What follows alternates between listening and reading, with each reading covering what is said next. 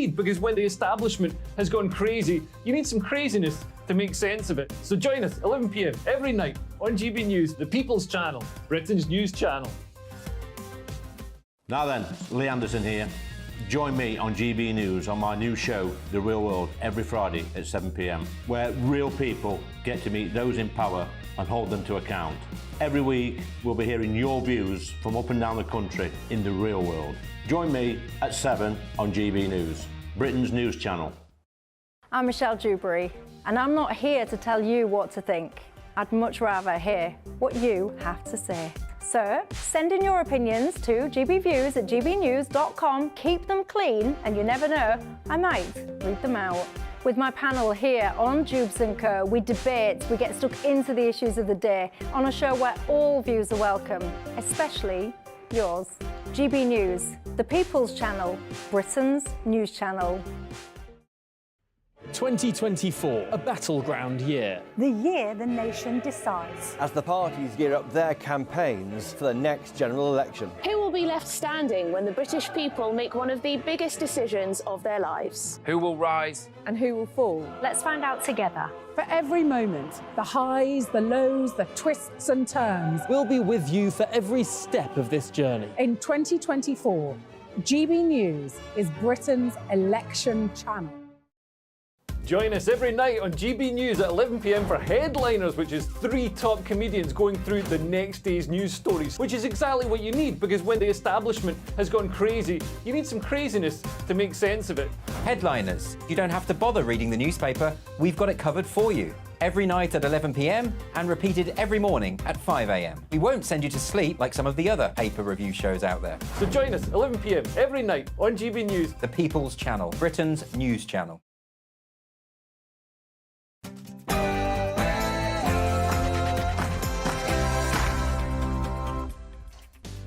A very good afternoon to you and a happy Monday. It's 3 p.m. and welcome to the Martin Daubney Show on GB News, broadcasting live from the heart of Westminster, of course, all across the UK. He's back. George Galloway has just been sworn in as the Member of Parliament for Rochdale as he returns to Parliament after a 9-year absence. We're expected to hear from Galloway live in approximately 20 minutes' time. Is it time to redefine extremism? Well, after Rishi Sunak's emergency speech on Friday, the government has proposed tough new laws to deport hate crime preachers, perhaps 10 years too late, and those who undermine Britain. But is all of this too little, too late? And is it time for tax cuts or die? Jeremy Hunt is under huge pressure ahead of Wednesday's budget to cut those taxes, as Priti Patel told GB News the voters need their money back. Is she right? And a right royal row is once again on the cards, because the Royal Roundup will have the latest on the rumours of Kate Middleton's uncle joining Big Brother, plus how you could get your hands on Penny Mordaunt's iconic coronation dress as she puts it up for sale. And that's all coming up in your next hour.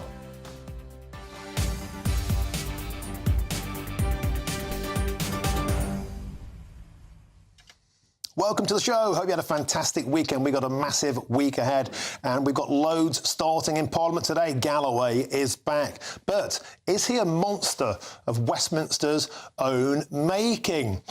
Or is it democracy in action? We'll have his speech live in about 20 minutes' time, and the full reaction. Could it signify a holy or unholy reunion of the hard left? Jeremy Corbyn. Diane Abbott was spotted earlier in Parliament, delighted that Galloway is back. All that to discuss and loads more. But first, it's time for your latest news headlines with Tatiana Sanchez.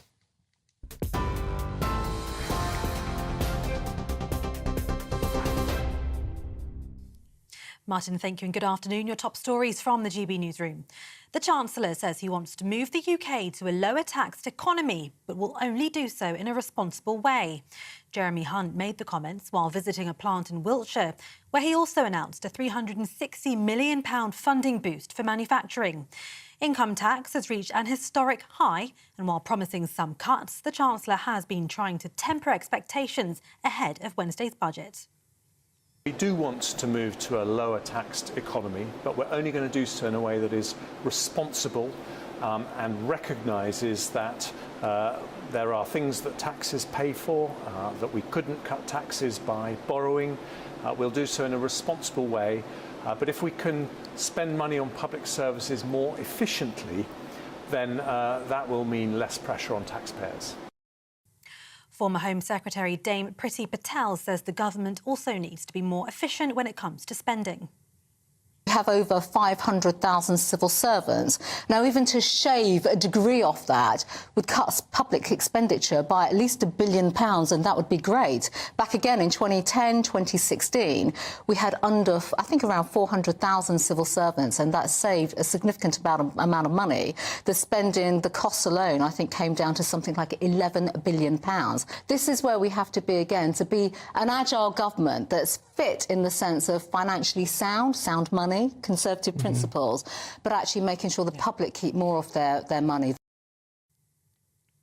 Newly elected Rochdale MP George Galloway has been sworn into Parliament. By Almighty God, that I will be faithful and bear true allegiance to His Majesty King Charles, his heirs and successors, according to law. So help me God. The Workers' Party of Britain leader pledged allegiance to the King as part of the ceremony. He was accompanied by Alba Party MP Neil Hanvey and Conservative MP Sir Peter Bottomley, the father of the House. Mr Galloway won last week's by-election by more than 5,500 votes. The Rwanda bill returns to the House of Lords this afternoon as the legislation enters its final stages in Parliament. Nearly 50 amendments have been tabled, with a number of votes expected today and on Wednesday. Among them, the government's assessment that Rwanda is a safe country for asylum seekers. It comes almost 2 years after ministers first announced the plan to send some migrants to the East African nation. The government has promised that the first flights will happen in the spring. Meanwhile, GB News understands around 330 migrants have been intercepted crossing the English Channel in 6 small boats so far today. That's after 327 made the crossing yesterday, the same day a 7-year-old girl died after a boat capsized. She'd been travelling with her pregnant mother, her father and 3 siblings when the boat got into difficulty in the early hours of yesterday morning. Education leaders are calling for a double-digit pay rise for all teachers across England. It's after the government said school salaries should return to a more reasonable level. The National Association of Head Teachers Union says England currently has the highest number of unfilled teaching posts in over a decade. It says a raise of at least 10% will encounter the recruitment crisis. Nikki Haley has defeated Donald Trump in the Republican primary in Washington, D.C. It's her first victory over the former president in this year's campaign to become the Republican presidential candidate. She lost in her home state of South Carolina, but she's now the first woman to win a Republican primary in US history. The only remaining challenger to Donald Trump in the race, she claimed almost 63% of the vote. However, Mr. Trump has a significant lead over Ms. Haley and is likely to face Joe Biden in the election. A Ferrari stolen from a former Formula One driver 28 years ago has been recovered by the Met Police. The sports car, stolen from Austrian driver Gerhard Berger while he was at the San Marino Grand Prix, is worth around £350,000. The Ferrari had been shipped to Japan and was brought to the UK last year. The Met Police says officers responded after receiving a report from the car maker in January that it had been bought by someone in America through a British broker. For the latest stories, sign up to GB News Alerts by scanning the QR code on your screen, or you can go to gbnews.com/alerts. Now it's back to Martin.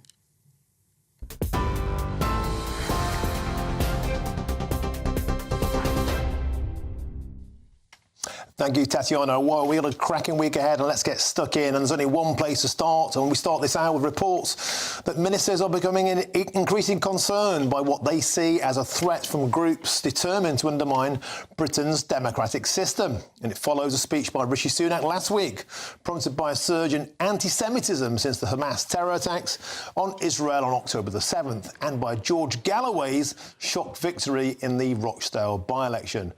And as George Galloway was sworn in just as an MP just a few moments ago.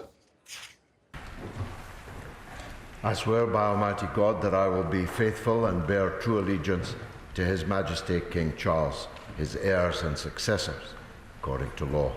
So help me God. So there you go, he wasn't wearing his hat. That's the first surprise, but for some reaction to that, let's speak now to GB News' senior political commentator, Nigel Nelson. Nigel, 9 years on, and Galloway is back. The big question, well, two big questions. First of all, is this a dark day for democracy, or actually, is this just democracy? I mean, the guy was voted in.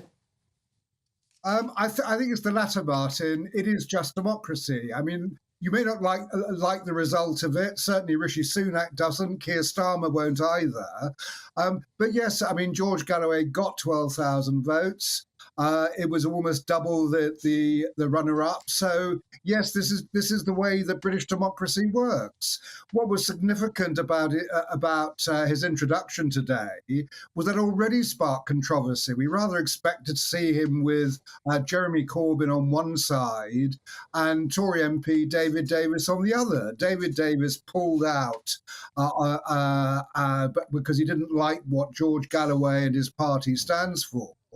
So it was left to the father of the house, to Peter Bottomley, to actually stand on one side, and the Alba MP Neil Henry on the other. And Nigel, you mentioned Jeremy Corbyn there, and there's a lot of talk. You know, Galloway's been very, very open about the fact that he's been making overtures to the rump of the hard left, to Corbyn, to Diane Abbott via his Workers' Party. Chris Williamson, his deputy, has been reaching out. That's before Galloway was elected. So the big question is, could there be a critical mass, a regathering of Corbyn, of Abbott, of Galloway into a new movement? And that's a movement that would attract still a substantial number of votes, particularly when we extrapolate on top those 20 target seats where there's a high proportion of Muslim votes. Could we see the left coming back together around Galloway? I really don't think so. I think that George Galloway's election is a bit of a one-off. I don't think Rishi Sunak has helped matters by getting spooked by the election and then rushing out to the doorstep of Downing Street on Friday for a rather weird speech on the back of it. So, no, I don't think these things. I mean, this is the fourth time George Galloway has been an MP. He does generate a lot of noise, but I don't think that there's an awful lot of light at the end of it. So my guess is that we're going to hear a lot from George Galloway in the lead up to the election. But really, as far as the significance goes, it is going to be fairly minor. Well, you say that, but when Galloway was kicked out of the Labour Party, it was his old mate Jeremy Corbyn that was lobbying to have him put back in. And they share a lot of political beliefs. They certainly share beliefs around the current political debate of the day, Gaza and the Free Palestine movement. So, you know, Corbyn is standing as an independent. There's been rumours that he might stand as a London mayoral candidate with Galloway behind him. That could create chaos for Sadiq Khan if there was a highly motivated London mayoral campaign with Galloway rallying around the Muslim vote and Corbyn being popular as Brown Corbyn anyway. Do you not think there could be some coming together? After all, you know, Corbyn is an independent. He's out in the wilderness himself. Yes, he is, and there's no sign of Jeremy Corbyn coming back into the Labour Party. I mean, Keir Starmer has made that quite clear. I think it's pretty unlikely that Jeremy Corbyn will throw his hat into the London mayoral election. There is a question whether he will stand as a candidate in Islington as an independent. But because of our system, unless you've got the big party machines behind you, it is very difficult. He might just win Islington. He's very popular there.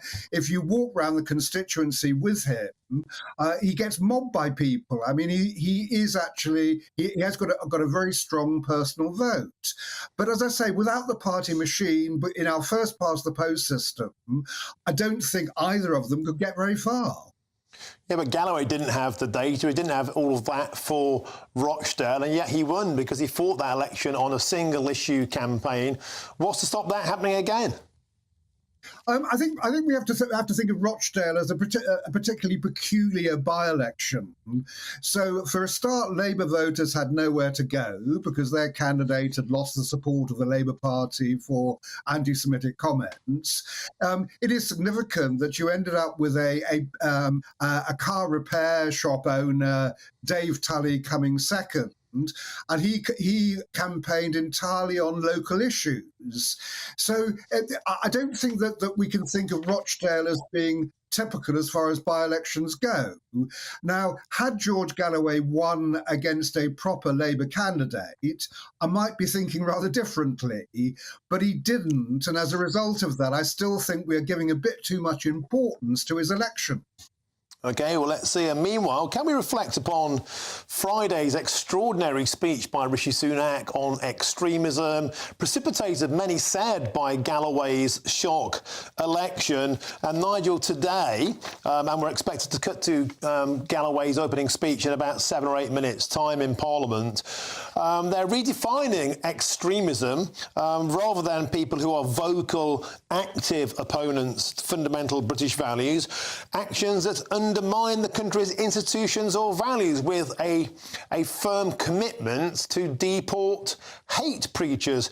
This is 10 years too late, isn't it? It's too little too late. Everything's spun out of control while they've been silent and sitting on their hands.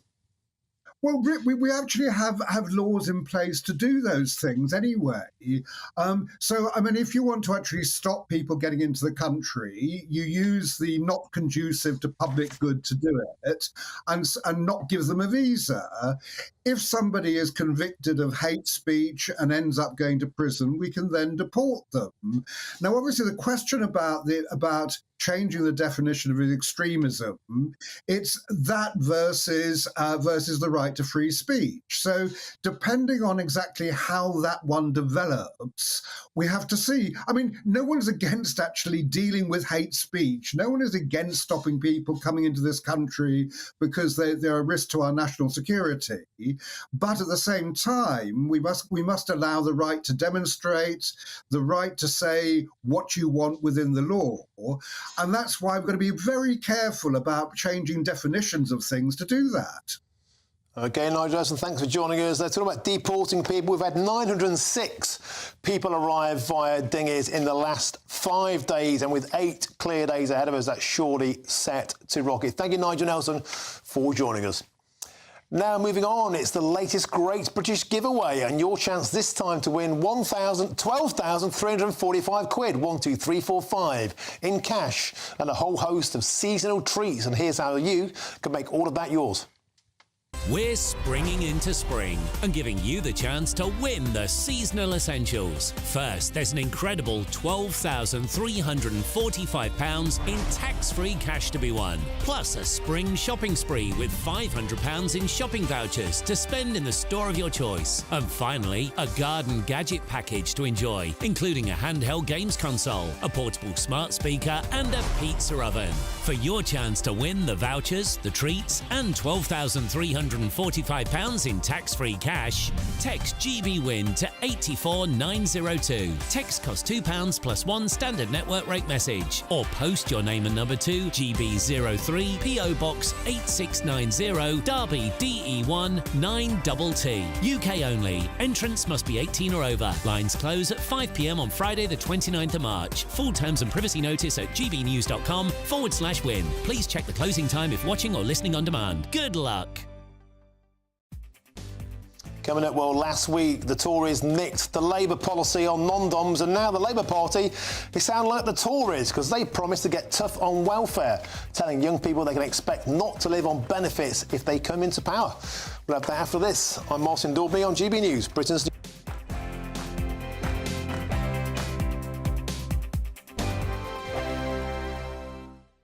Patrick Christie's Tonight, weekdays from 9 p.m.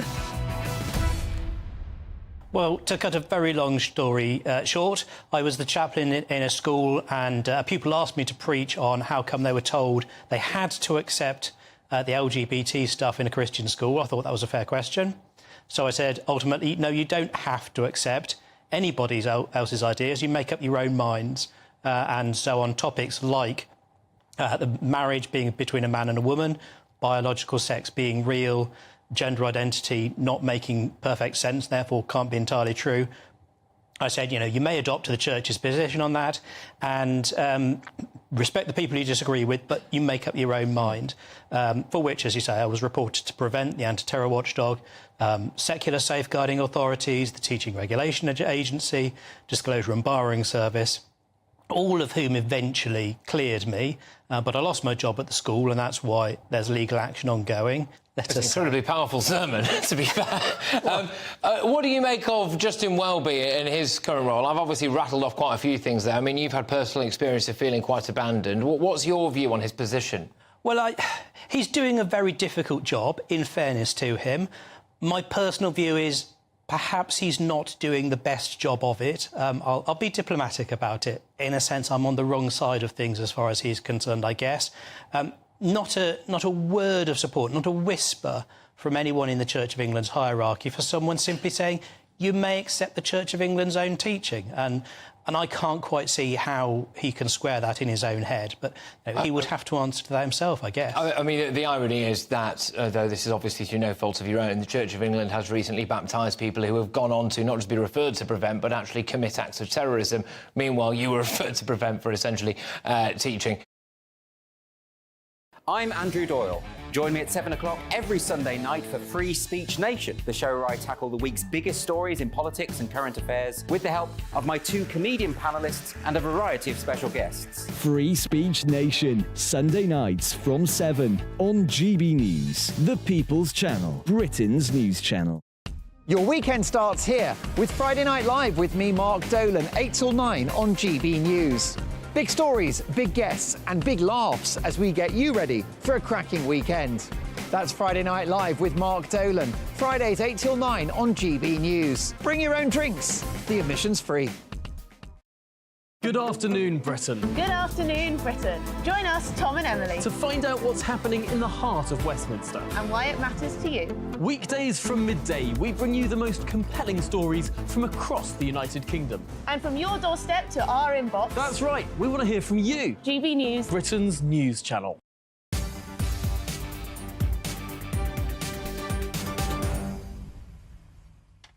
Welcome back. 20 past 3 on this Monday afternoon. You're watching or listening to Martin Daubney on GB News. There can be no option of a life on benefits. Well, that was the message to young people from the Labour Party as the party set out its vision to boost youth and employment levels, sounding actually quite a lot like the Conservative Party.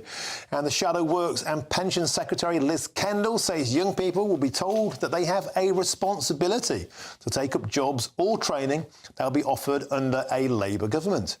As she outlined, to offer better mental health support and improved access and career advice as part of a 5-point plan to get Britain working again.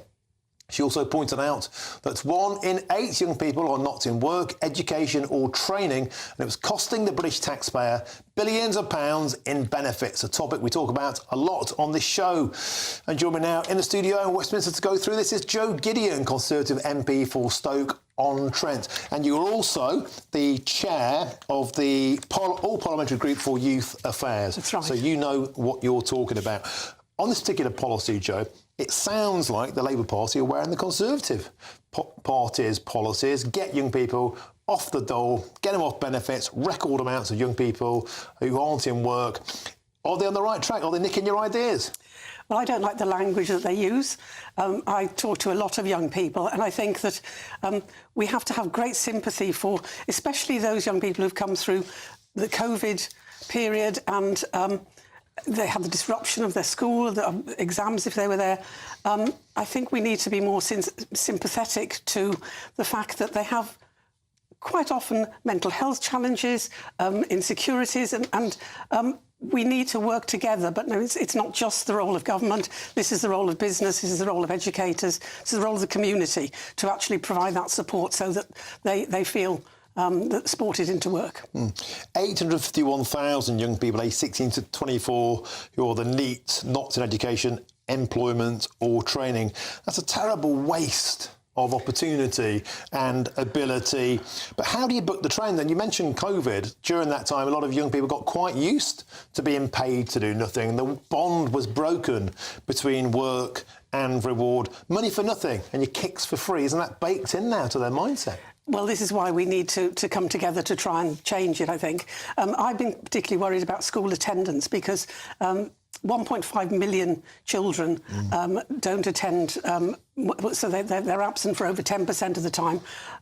140,000 are absent for more than 50% of the time, so they're just not in school. And if you have a generation that doesn't see education as a positive benefit, that it prepares them for life ahead, then really what's the path for them? Because, you know, the path is less qualified jobs, lower self-esteem, poorer mental health, and that really isn't something that any of us should be proud of in a generation. We talk a lot, we use these catchphrases like, you know, work shy Britain and all of the rest of it, snowflakes even, because young people seem to be retreating into their shells. But is there something else at play, Joe? Because I hear a lot from young people now say they simply can't see a pathway forward because house prices are so high. They spend so much of their disposable income on rent, and there's never any opportunity to save up and to get on, as there was for our generations. And that is down to things like housing shortages and also immigration, supply and demand. Yes, absolutely. I mean, I talk to a lot of businesses and they say that quite often they find young people not work ready. So, I mean, I think that possibly there is an intermediary stage, and this is where apprenticeships are so incredibly valuable because, you know, the apprenticeship route means that that they're training on the job, but they are training, and they're integrated into a workplace where there is support for them if they're struggling. So, I mean, I think that we need to, and we are expanding this enormously, but you're right, you know, it is very tough for young people. Not only do they feel they can't get housing, homelessness is going up amongst young people. So there is a piece around safeguarding, and I think that, I mean, our schools and colleges do a fantastic job, but we need to make sure that the young people stay in education and training for as long as possible so that they are well prepared for the world of work. Did we sell an illusion to a generation of young people? Like Tony Blair was your man who said education, education, education. But are we simply in a place now, Joe, where we have too many people with degrees? We use the phrase Mickey Mouse degrees, getting into a heck of a lot of debt, 50, 60, 70 plus grand of debt. They're in a job market where loads and loads of other people have degrees, they're on a parity, that pushes wages down. It's a supply and demand issue again. So you talk about things like apprenticeships, but how will that work in principle? How can we entice industry and businesses to follow your lead? Well, you're absolutely right. I think that the Tony Blair notion of over 50% graduate nation just doesn't make sense. I think we're going down that track now of vocational training being of equal value and really important because, you know, we'll all need tradespeople, engineers, skills that you don't necessarily need a university degree for. But also, it's really important. So I remember one of my businesses said, I would much rather have an apprentice come in and train them up than have a graduate that comes in with all the technical knowledge, but they don't know how my business works.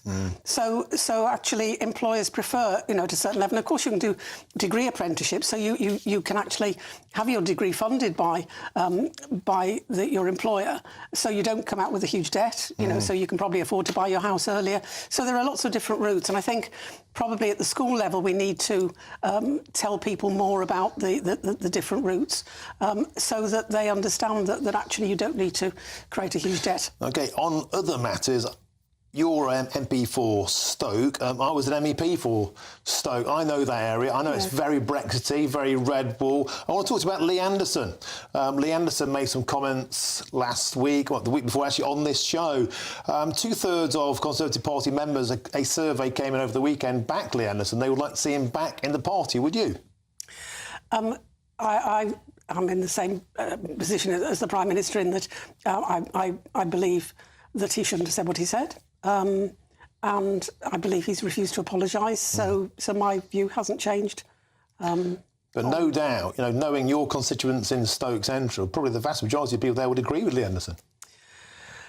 So, I mean, for me personally, it's about the tone that you take. And, you know, I think that the last few weeks in Parliament have shown that we all have to be very mindful of the language that we use, and we all have to respect the fact that others are of different view. And, you know, so for that reason alone, I would say, you know, he needs to reflect on what he said. OK, and on Friday there was an emergency statement by the Prime Minister Rishi Sunak. We covered that again live on the show, promising to clamp down on extremists and deport hate preachers. About time.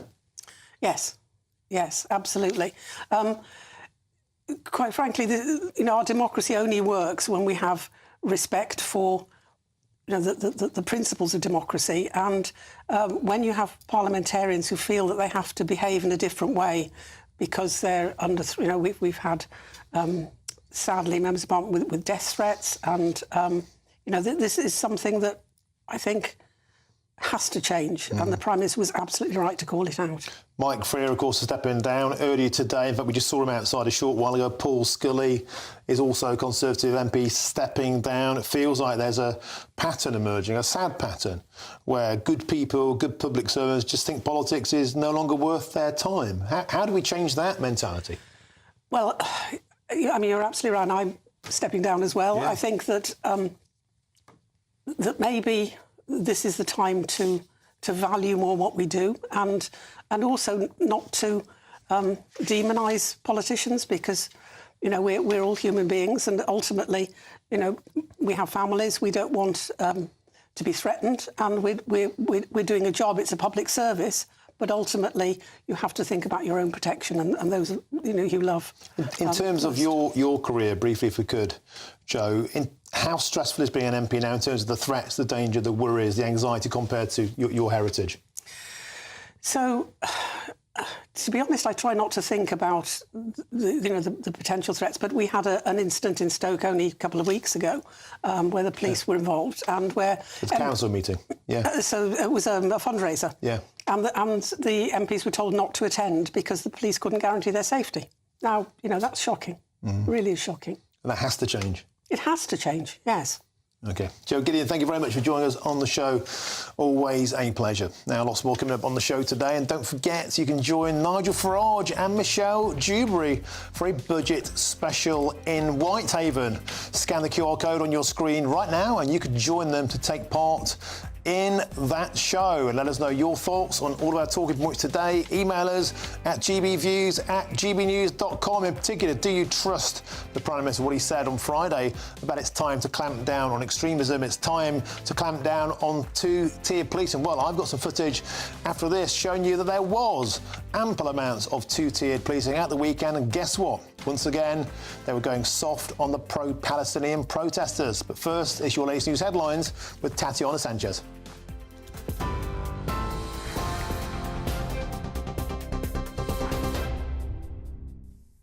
Martin, thank you. Your top stories from the GB newsroom. The Chancellor says he wants to move the UK to a lower taxed economy, but will only do so in a responsible way. Jeremy Hunt made the comments while visiting a plant in Wiltshire, where he also announced a £360 million funding boost for manufacturing. Income tax has reached an historic high, and while promising some cuts, the Chancellor has been trying to temper expectations ahead of Wednesday's budget. Newly elected Rochdale MP George Galloway has been sworn into Parliament. By Almighty God, that I will be faithful and bear true allegiance to His Majesty King Charles, his heirs and successors, according to law. So help me God. The Workers' Party of Britain leader pledged allegiance to the King as part of the ceremony. He was accompanied by Alba Party MP Neil Hanvey and Conservative MP Sir Peter Bottomley, the father of the House.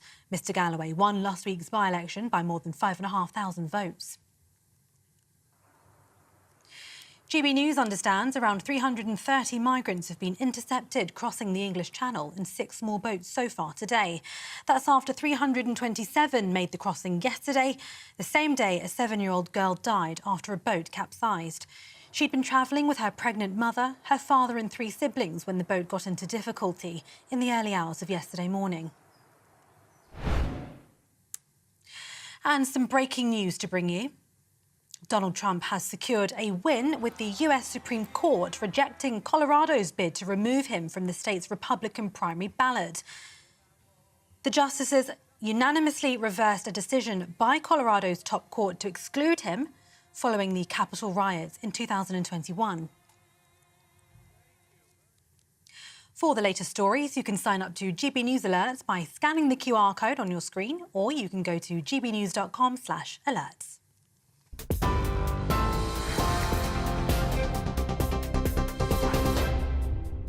For stunning gold and silver coins you'll always value, Rosland Gold proudly sponsors the GB News Financial Report. Here's a quick snapshot of today's markets. The pound will buy you $1.2690 and 1.1688 euros. The price of gold is £1,654 and 38 pence per ounce. And the FTSE 100's at 7,624 points. Rosland Gold proudly sponsors the GB News Financial Report.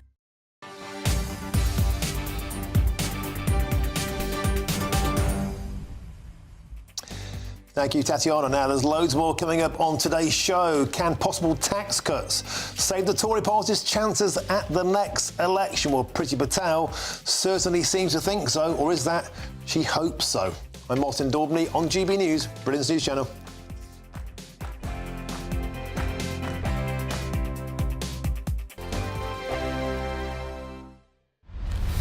Farage, Monday to Thursday from 7 p.m. We're always told that there is a huge need for care workers in Britain. We're always told that the salaries just aren't big enough against the benefit system for British people to want to do that work. And there probably is some real truth in that.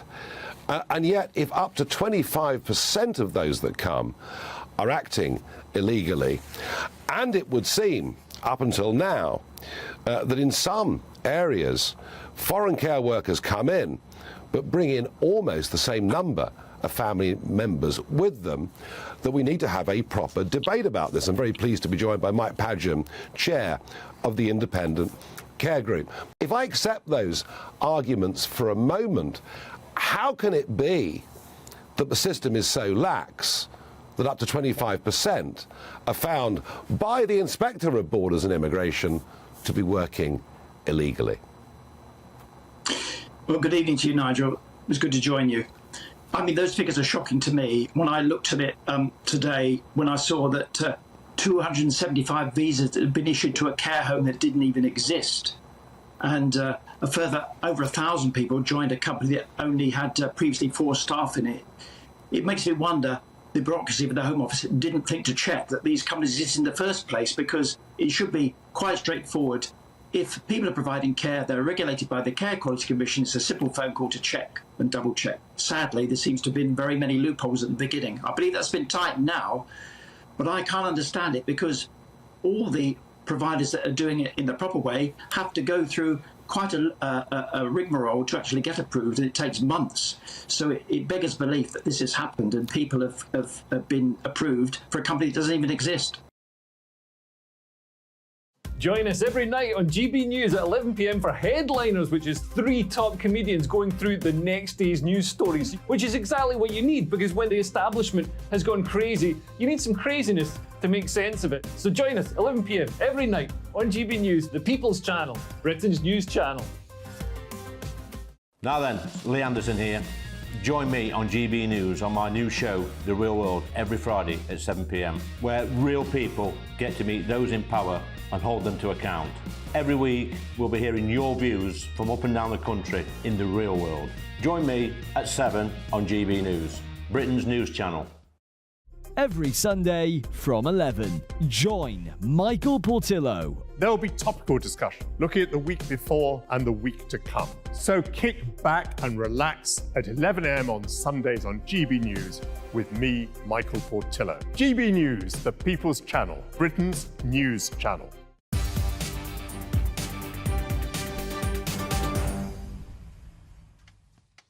Welcome back, 3:37. You're watching or listening to Martin Daubney on GB News. Now, the Chancellor will deliver his spring budget this Wednesday. A final opportunity for the government to lay out their plans ahead of the next general election, you may well say. Well, Jeremy Hunt has already been hinted at tax cuts ahead of the fiscal statement.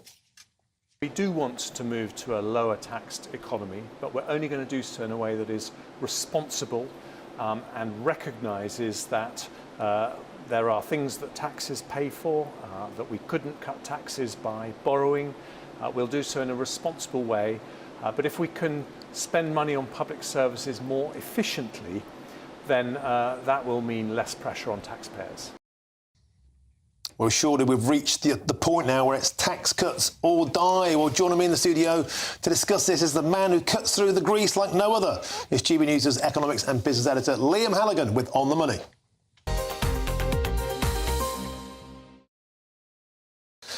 Liam, very nice to be compared to a household product, sort of drain cleaner or something. But you do cut through the grease. It's great to have in the studio, for starters. Secondly, it surely is the time now. The last chance saloon, the last drink in the last chance saloon, last orders in the last chance saloon. Jeremy Hunt must put the bacon on the table. He must give us a tax cut, Liam, surely. Well, the Tory strategy is to go long, isn't it? They have to have an election before January 2025. We're not going to have an election between Christmas and the New Year or in the run-up to Christmas, so it's got to be October or November. And the Tories reckon that they can get 3 sets of tax cuts in between October and November, as well as hoping the Bank of England gives us 2 or 3 interest rate cuts to try and generate a feel-good factor, to try and make a fist of challenging Labour's 20-point opinion poll lead. We saw in January, it was announced in November, the autumn statement, we saw in January a 2 percentage point cut in the headline rate of national insurance from 12% to 10%, so from 12p in the pound to 10p in the pound. Certainly lots and lots of Tory backbenchers and many Conservative-leaning voters want another tax cut in the budget on March the 6th. That's this coming Wednesday. And then the Tory strategy is to try and get another set of tax cuts in an autumn statement in September or October before an October-November general election. Let's have a look at some of the scores on the doors, Martin. We know this budget statement is on the 6th of March. That's this coming Wednesday. Jeremy Hunt, he may cut 1 or 2p off the main 20% rate of income tax. Anyone that earns over about 12.5 grand a year pays that 20% on what they earn above 12.5 grand a year. He could, though, cut national insurance instead, and we'll come on to what the differences are and tactically why one may be more attractive to him than another. And how's he going to pay for all this? Because, of course, the idea that tax cuts actually generate growth and revenue, you're not allowed to think that, even though that's what history often shows. He has to pay for his tax cuts, otherwise the Office of Budget Responsibility will be on his case. And so he wants to raise business class airfares, the duty that you pay if you're lucky enough to turn left when you get on a plane rather than turn right, as I know you and I do. He also wants to dilute or even end what we call non-dom tax status. What's a non-dom? And it's non-domicile. It's a foreign person who lives in the UK, is resident in the UK, but they use clever accounting and some kind of metaphysical accounting trick to claim that they're not domiciled in the UK. They're then allowed to earn money overseas without paying UK tax for a certain period of time. That regime's been in place for many, many years in the UK. That may be diluted, less generous to wealthy foreigners. Again, lots of Conservatives will complain if that happens.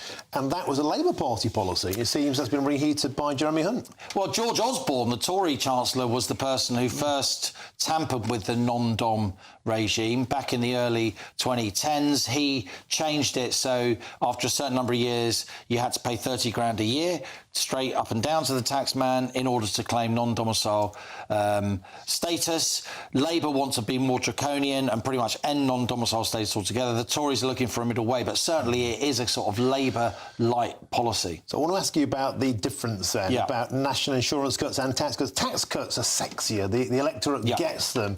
NI cuts, we had that. Did we really notice the difference? Is it a bit more ephemeral? What do you think? Right, so what is income tax and what is national insurance? Income tax as everyone understands, is above 12.5 grand a year, you pay 20%, and then there are thresholds where you pay 40%, above 50 grand a year, and then there's another threshold above 125 grand a year where you pay 45%. So they are our tax thresholds. That's in England, Wales and Northern Ireland. In Scotland, they have 6 different tax bands. We'll come on to that. Why might the Chancellor want to cut national insurance rather than income tax? Because he can say, rightly, and people like me will agree with him, national insurance is pretty much the same as income tax. It's a tax in all but name. It comes out your pay packet before you get your take-home pay, and nominally it's meant to go to the NHS and the social security system, but it doesn't. It all goes into one big pot. So the difference between NIC, national insurance contributions, and income tax is that if you cut national insurance, it's cheaper. Why? Because pensioners pay income tax on their pensions and landlords pay income tax on their rent, but they don't pay national insurance on those things. So if you cut national insurance, you're basically giving the tax break to people who are working, not getting income from rent, not getting a pension. So it's focused on the working age population who don't have rental property. So it's cheaper to cut it. It costs the Exchequer less than to cut national insurance. The other thing, crucially, is that I hinted at it earlier. While Whitehall and Westminster control income tax in England, Wales, and for the most part in Northern Ireland, they don't in Scotland. The Scottish Parliament has a lot of power, and it can change its own rate of income tax, and it can also impact. There are different thresholds in Scotland. And of course, the Tories want to do something that's seen as even-handed for Scotland too. And if they cut income tax in Scotland, it wouldn't apply unless the Scottish Parliament and the Scottish Government, which of course is SNP, said that it would apply. So if they cut NIC, that applies in Scotland too. The Tories are very, very, very keen to try and limit Labour's gains in Scotland. That's why they had their spring conference in Scotland last year. That's why the Tories are talking about maybe, not an Oasis song, they are going to maybe lower the windfall tax on people drilling for oil and gas in the North Sea from its current rate of 75%. Labour want it to be even higher than 75%, which, of course, many people say will kill off lots of different projects. Labour deny that would happen. Superb, Liam Halligan, as ever. I think I just about understood that. Thank you very much. Great stuff. Cheers. Now, still to come, would you bid for Penny Mordaunt's coronation dress? Well, it's up for sale. But first, in a GB News series, Innovation Britain, we're looking at the successes of British manufacturing around the country.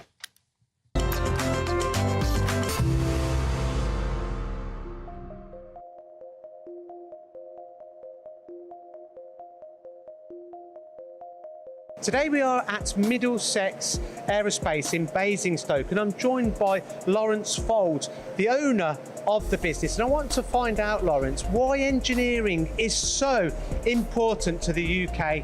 Well, engineering, and aerospace engineering in particular, produces a whole series of very well-paid, interesting jobs. The products that were all made in this factory, ultimately speaking, pretty much all go abroad.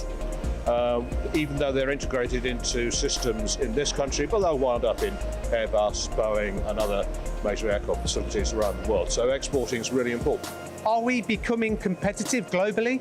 We remain competitive globally.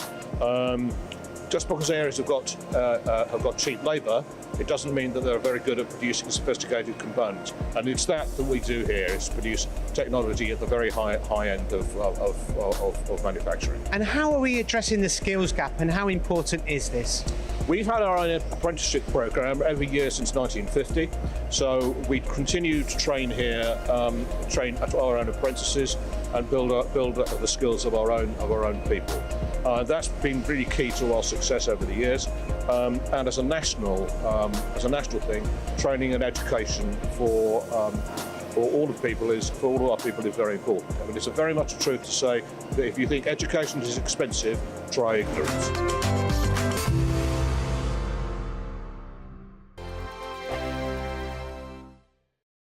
From 10 a.m. every Saturday, we want to make you think and we want to make you laugh. So we will give you all the top stories. Now we start with a story that has shocked the nation this week. But we're also going to make it light and fun and bring some entertainment in to make your Saturday morning nice and restful. Only on GB News, Britain's news channel. Nana Queer, weekends from 3 p.m. Sadiq Khan, 6.3 million on a virtue signal, load of lines. Why is he spending the people's money in this way?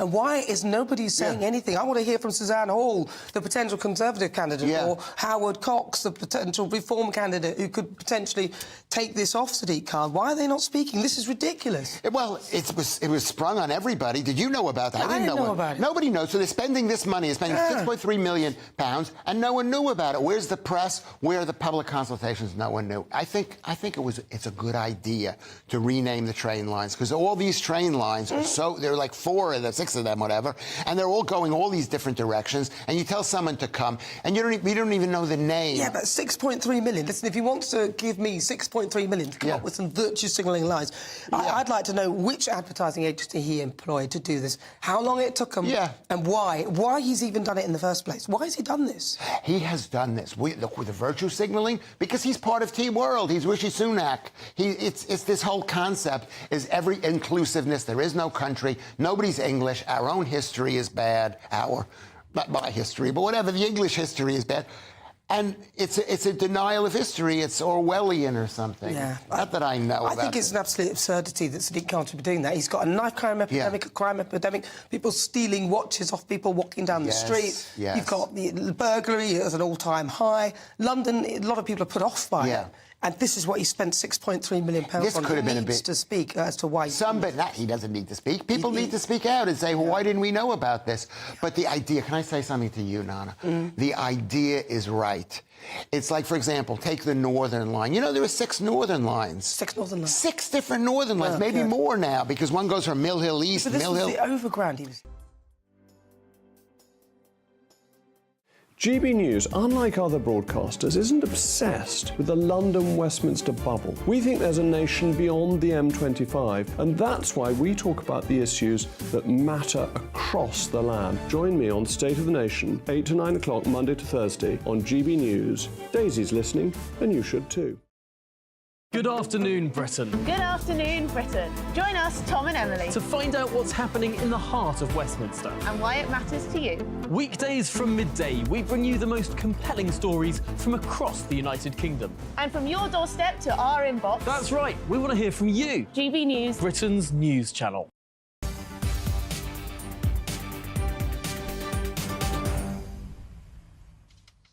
Welcome back. It's 3:49. You're watching or listening to Martin Daubney on GB News. Now, the Princess of Wales's uncle, Gary Goldsmith, is rumoured to be joining the cast of Celebrity Big Brother, which starts tonight. It's still going. And the businessman and younger brother of Carol Middleton will join the likes of former X Factor judges Sharon Osbourne and Louis Walsh, as well as a former Love Island winner and a Strictly dancer on the ITV show.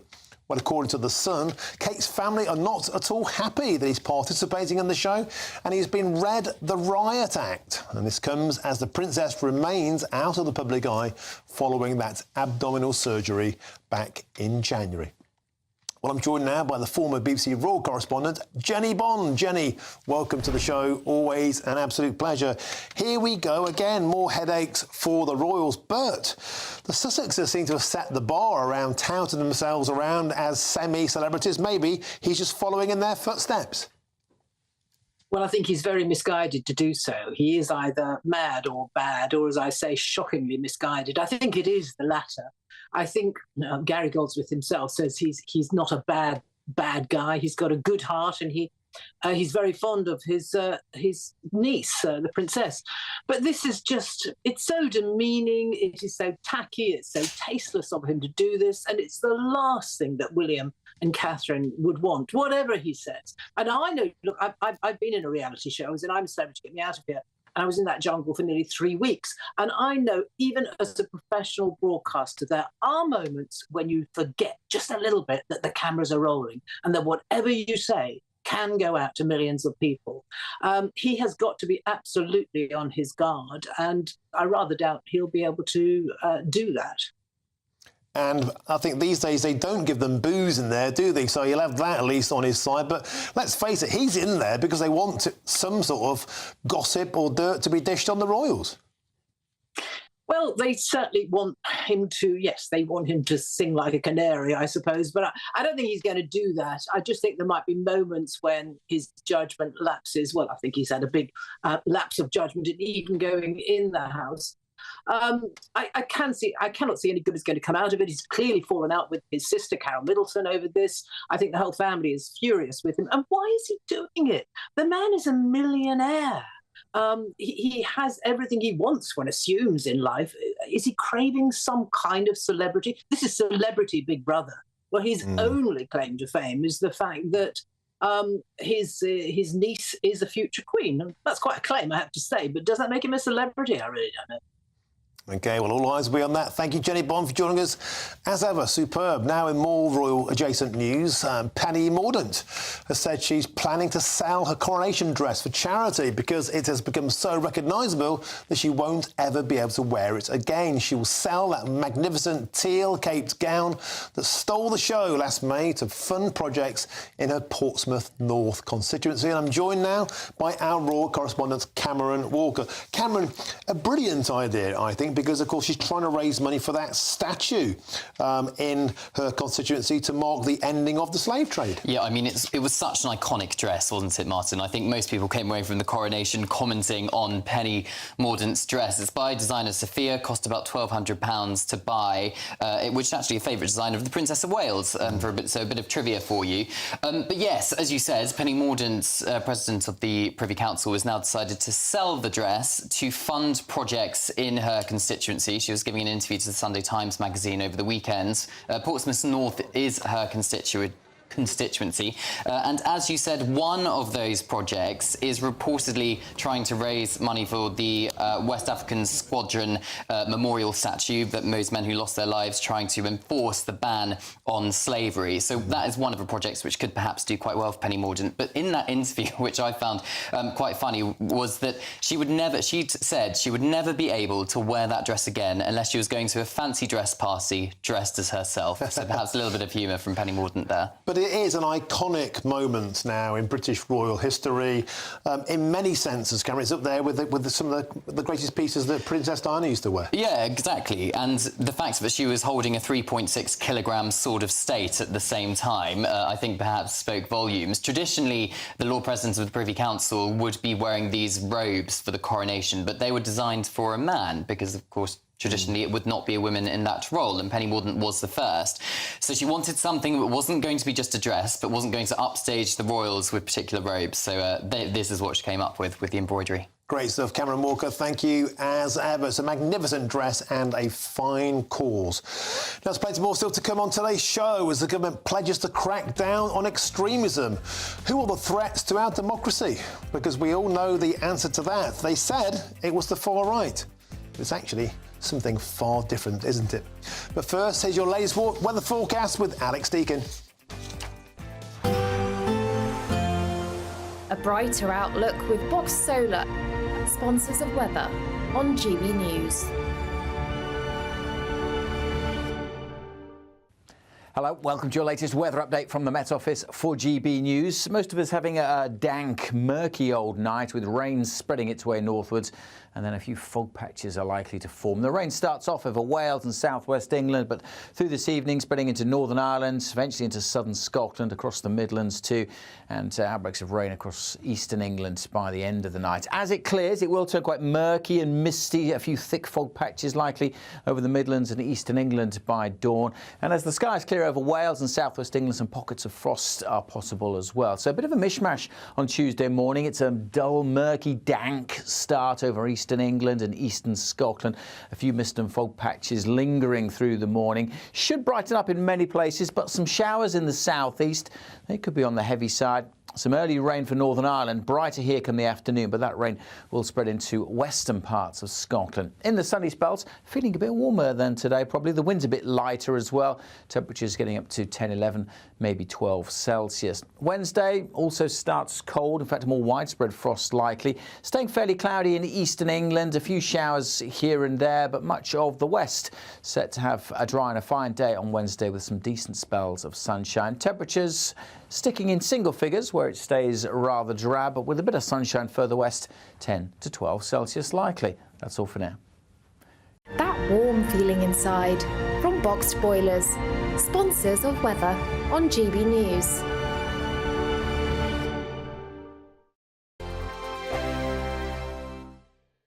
(2024), a battleground year. The year the nation decides. As the parties gear up their campaigns for the next general election. Who will be left standing when the British people make one of the biggest decisions of their lives? Who will rise? And who will fall? Let's find out together. For every moment, the highs, the lows, the twists and turns. We'll be with you for every step of this journey. In 2024, GB News is Britain's election channel. Join us every night on GB News at 11 p.m. for Headliners, which is 3 top comedians going through the next day's news stories, which is exactly what you need, because when the establishment has gone crazy, you need some craziness to make sense of it. So join us 11 p.m. every night on GB News, the People's Channel, Britain's news channel. Now then, Lee Anderson here. Join me on GB News on my new show, The Real World, every Friday at 7 p.m, where real people get to meet those in power and hold them to account. Every week, we'll be hearing your views from up and down the country in the real world. Join me at 7 on GB News, Britain's news channel.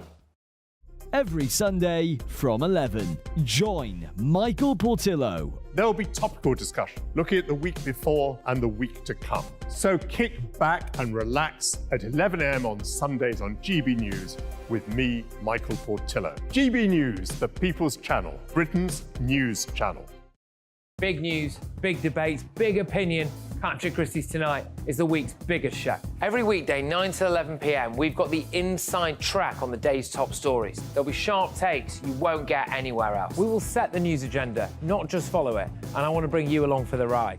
Whatever it is, we'll have our finger on the pulse. It's news, but it's this close to entertainment. Patrick Christie's Tonight, 9 to 11 p.m, only on GB News, the People's Channel, Britain's news channel. I'm Christopher Hope. And I'm Gloria Di Piero, bringing you PMQ's live here on GB News. Every Wednesday, we'll bring you live coverage of Prime Minister's questions when Rishi Sunak and Sir Keir Starmer go head-to-head in the House of Commons. We'll be asking our viewers and listeners to submit the questions that they would like to put to the Prime Minister, and we'll put that to our panel of top politicians in our Westminster studio. That's PMQ's live here on GB News, Britain's election channel. I'm Michelle Dewberry, and I'm not here to tell you what to think. I'd much rather hear what you have to say. So send in your opinions to gbviews@gbnews.com. Keep them clean, and you never know, I might read them out. With my panel here on Jubes & Co, we debate, we get stuck into the issues of the day on a show where all views are welcome, especially yours. GB News, the People's Channel, Britain's news channel.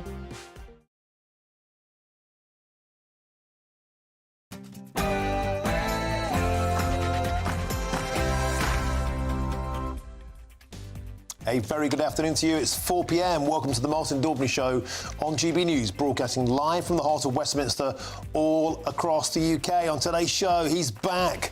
George Galloway is sworn in as the Member of Parliament for Rochdale as he returns to Parliament after a 9-year absence. He's already said that the country badly needs a general election. Now, next, is it time to redefine extremism? Well, after Rishi Sunak's emergency speech on Friday, covered on this show, of course, the government has proposed tough new laws to deport hate preachers and those who undermine Britain at long last. But is it too little, too late? And we're not gonna take it. As farmers in Canterbury join the protests against government subsidies and foreign imports, are we witnessing a rural revolt right across Britain? Certainly hope so. And looking ahead to the budget, the big forecast, because Jeremy Hunt is under huge pressure ahead of Wednesday's budget to cut taxes. And Priti Patel has told GB News that voters need their money back. Is she right? Of course she is.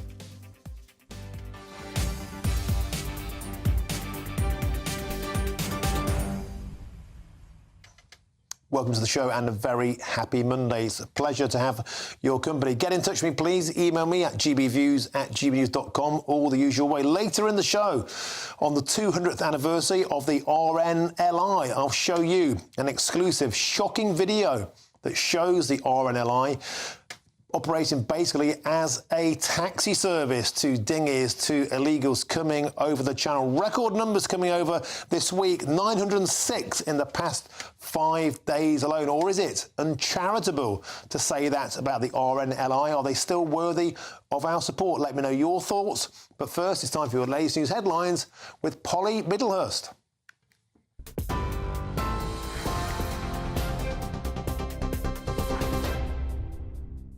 Martin, thank you, and good afternoon to you. Well, the top story this hour. The Chancellor says he wants to move the UK to a lower taxed economy, but will only do so in a responsible way. Jeremy Hunt made the comments while visiting a new digital engineering plant in Wiltshire, where he also announced a £360 million funding boost for manufacturing. Income tax has reached a historic high, and while promising some cuts, the Chancellor's also been trying to temper expectations ahead of Wednesday's budget. We do want to move to a lower taxed economy, but we're only going to do so in a way that is responsible and recognises that there are things that taxes pay for, that we couldn't cut taxes by borrowing. We'll do so in a responsible way, but if we can spend money on public services more efficiently, then that will mean less pressure on taxpayers. Well, the former Home Secretary Dame Priti Patel says the government also needs to be more efficient when it comes to spending. We have over 500,000 civil servants. Now, even to shave a degree off that would cut public expenditure by at least £1 billion, and that would be great. Back again in 2010, 2016, we had under, I think, around 400,000 civil servants, and that saved a significant amount of money.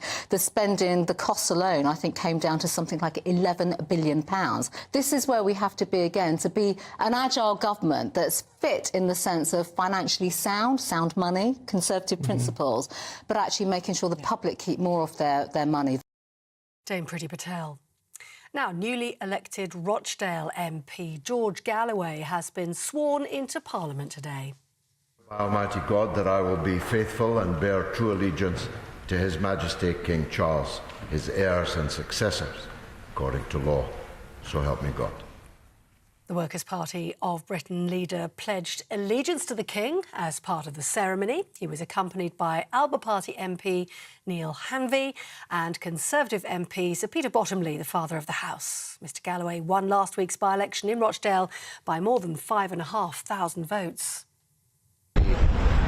Stand at a very dangerous crossroads in our country's affairs, perhaps as dangerous as any since the summer and autumn of 1940, 41, and there's no Mr Churchill in this picture. There's no one, it seems, able to step forward and steady the ship of state and begin to rally, unite our people to face what is a very difficult future. Newly elected MP for Rochdale, George Galloway there, speaking outside the Houses of Parliament. And if you want to hear that interview in full, it will be on Martin Daubney's programme next. Now, the Rwanda bill returns to the House of Lords this afternoon as the legislation enters its final stages in Parliament. Nearly 50 amendments have been put forward so far, with a number of votes expected today and on Wednesday. Among them, the government's assessment that Rwanda is a safe country for asylum seekers. It comes almost 2 years after ministers first announced the plan to send some migrants to the East African country. The government's promised that the first flights will happen in the spring. Meanwhile, GB News understands around 330 migrants have been intercepted crossing the English Channel in 6 small boats so far today. That's after 327 migrants made the crossing yesterday.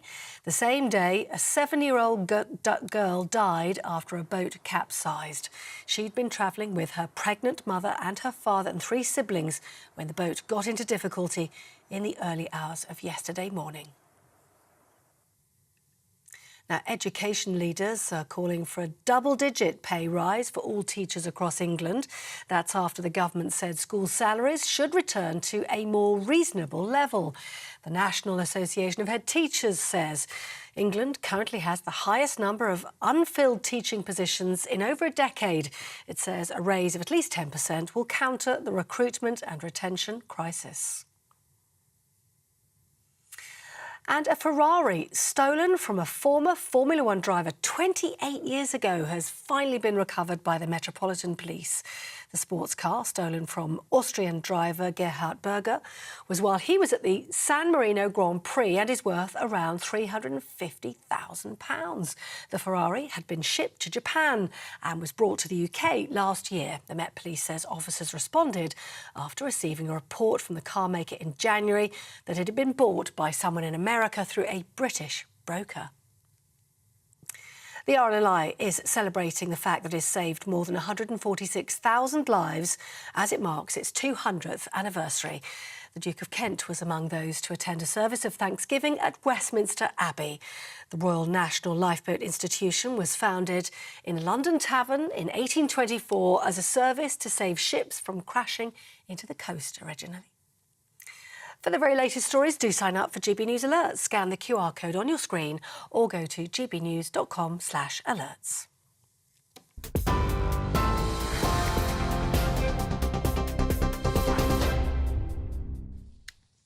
Thank you, Polly. Excellent stuff. Can't wait to get cracking on the next section of the show. George Galloway is now officially the MP for Rochdale after being sworn into Parliament this afternoon. And soon after being sworn in, the leader of the Workers' Party of Britain addressed the press.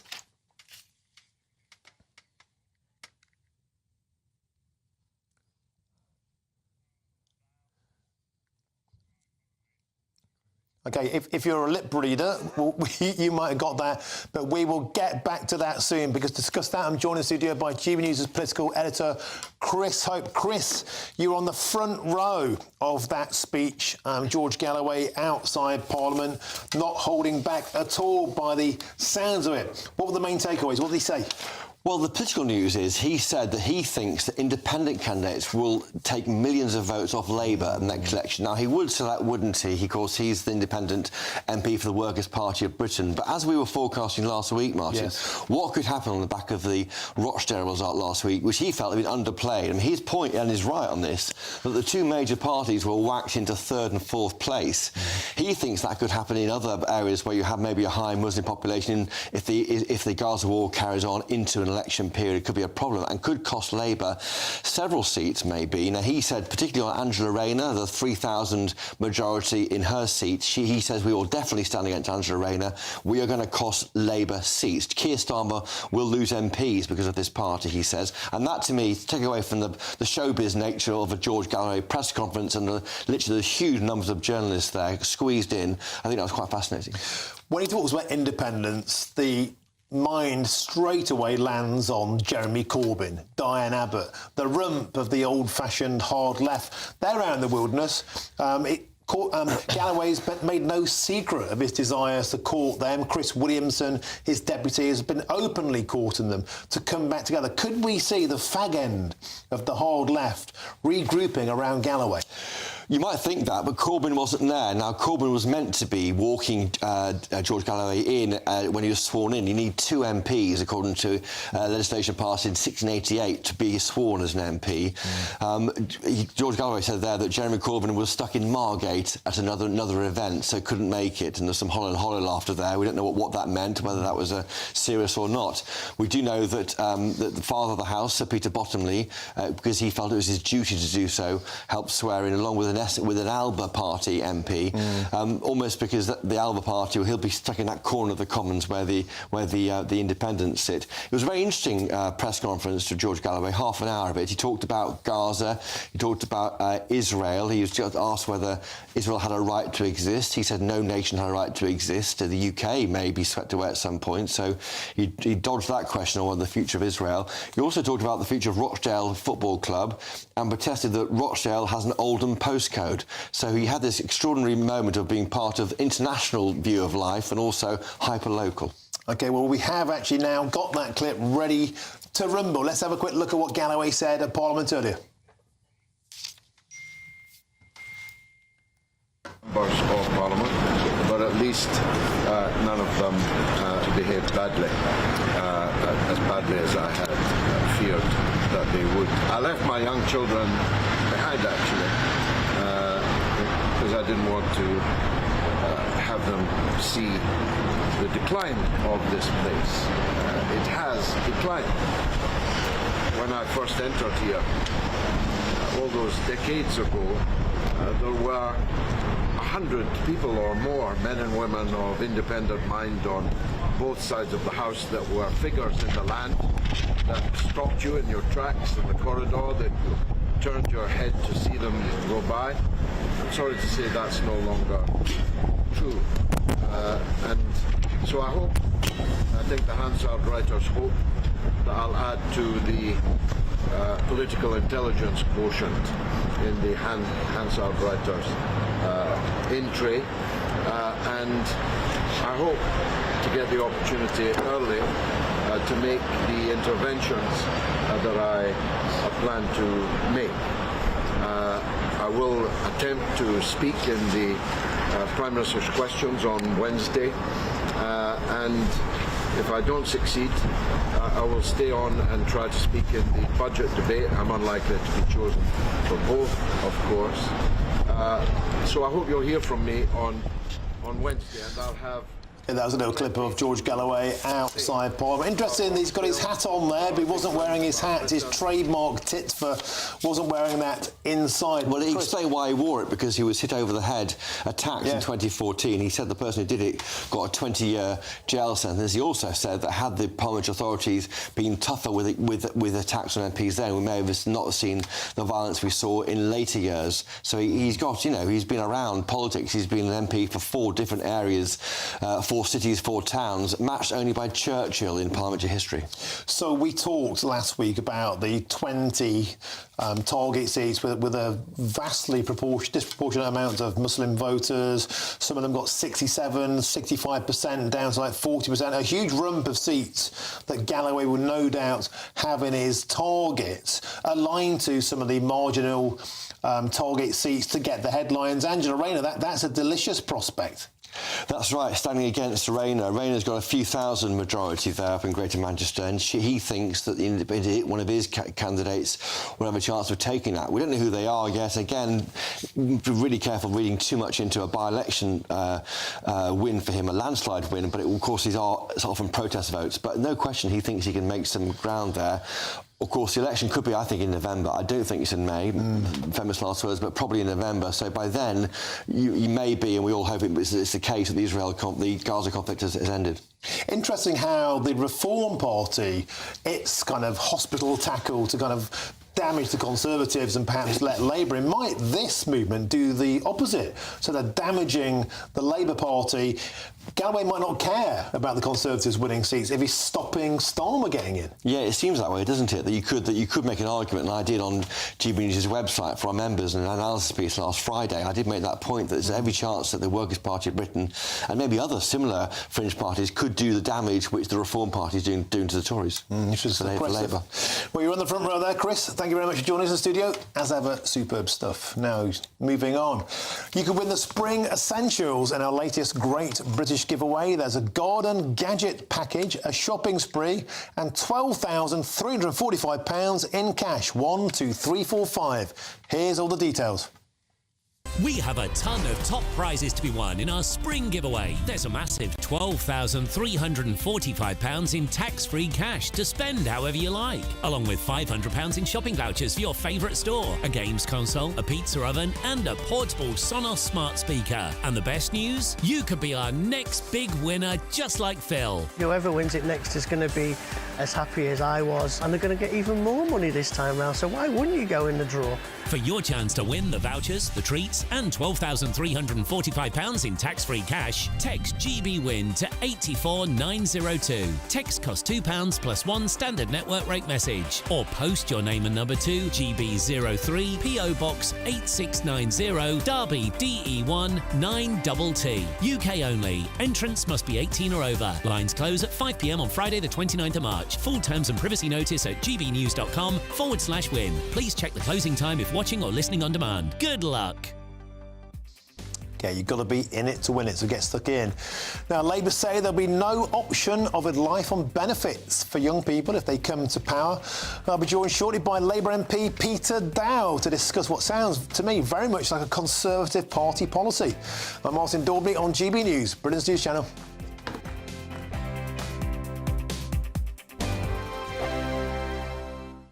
Headliners. Tomorrow's papers tonight. Every night from 11 p.m. Is a debate on gender really a far-right issue? Far right. I'm so bored of that phrase, you know what I mean? Like, anyone who talks about, anyone who acknowledges that there are two sexes is suddenly far right, because that's what Hitler and Mussolini were all about.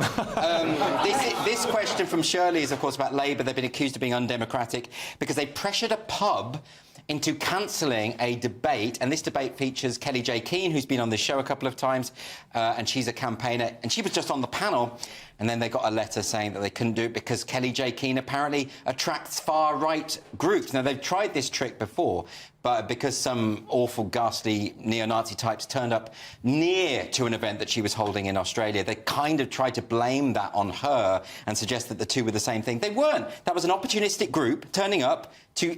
They're not... Neo-Nazis aren't pro-feminist.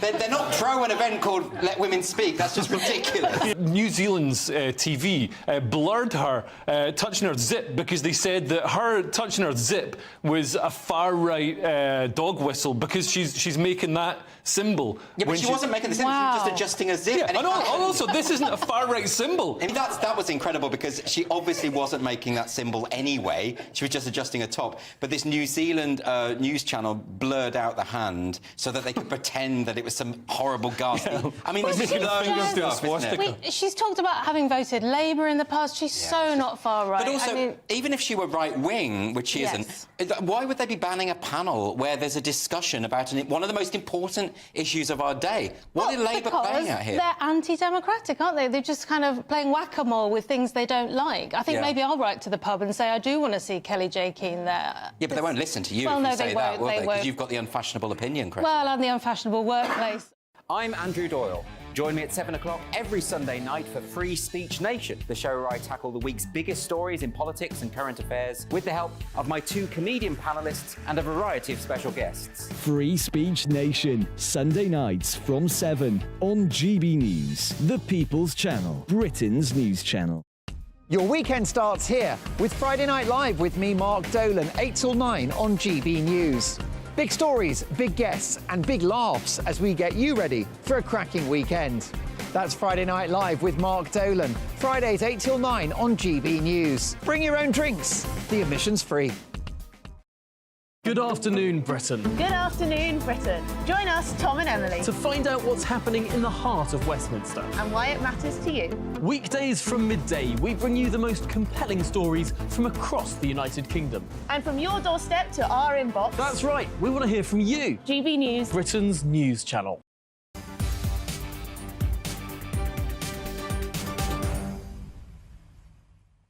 Welcome back. It's 4:19. You're watching or listening to Martin Daubney on GB News. Now, George Galloway swearing in as Rochdale's new MP comes as Rishi Sunak's government is looking to clamp down on extremism by deporting foreign hate preachers and broadening the definition of extremism to include those that spread hate. I feel like we've heard this before, don't you? Well, join us now to discuss this as the former head of counter-terrorism for the City of London Police, Kevin Hurley. Kev, welcome to the show.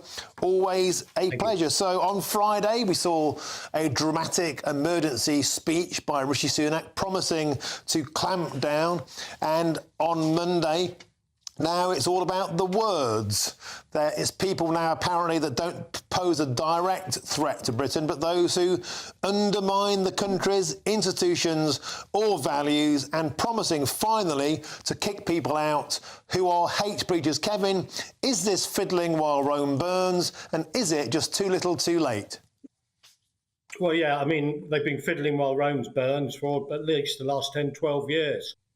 Turning to the issue of preachers teaching or preaching hate. This has been a problem in the UK for many, many years. Many imams are trained in madrasas in Pakistan. They are quite extreme, following extreme Salafist doctrine funded by Saudi Arabia.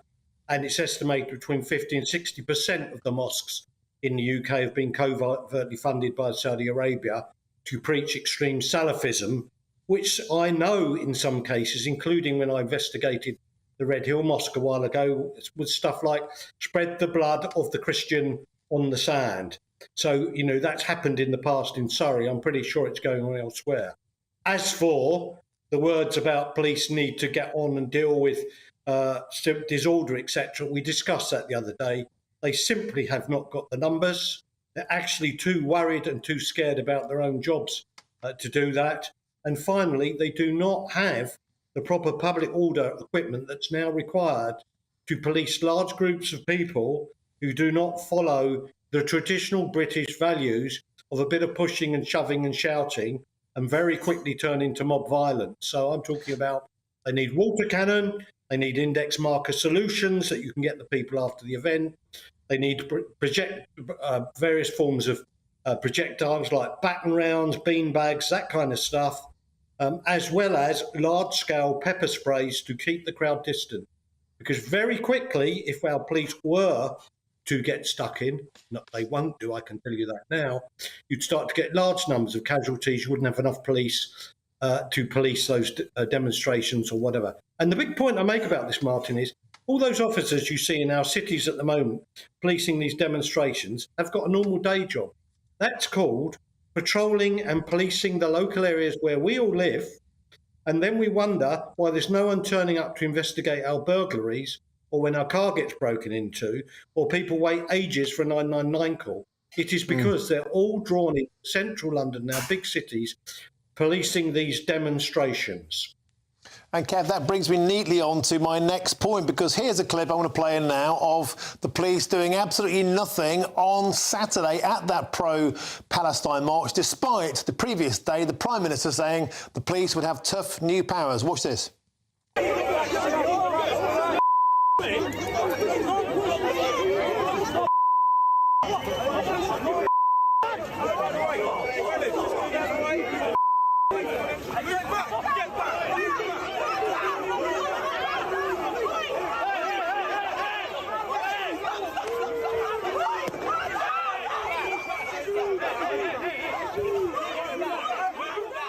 So, Kev, we talk a lot on this show about two-tier policing. I put it to you, Mr. Hurley, if those protesters had been Millwall fans or indeed any football fans doing that, shoving coppers, swearing, spitting, whacking them with flagpoles, they'd have been tasting a baton. Every single one of them would have been nicked, and yet they're standing off and doing nothing to this crowd. I think that's quite a possibility. The police there will be very concerned. You've got so-called legal advisors there. One recently was quick to fall on the floor. She's made a complaint against police when they were about allegedly to get more physical, if you like. But I despair looking at that. I think they knew this was going to be a problem. Why haven't the senior officers told those officers to clip their public order helmets with visors on their belts so that as soon as it gets physical, you say, put the helmets on, but then the crowd knows you mean business. But those officers there haven't even got gloves on, most of them. So they're not even scaled up to do business, if we use that term, or getting physical. And it's a leadership issue. It's a fact that the police don't feel backed or supported. And it doesn't matter what the Prime Minister says. I can tell you they will not engage and get stuck in the way in which people think they should, because they're scared for their own jobs and scared of being prosecuted. The police are onto a hiding to nothing, and by that I mean those young cops out there who volunteer to do that work in addition to the normal patrol activity.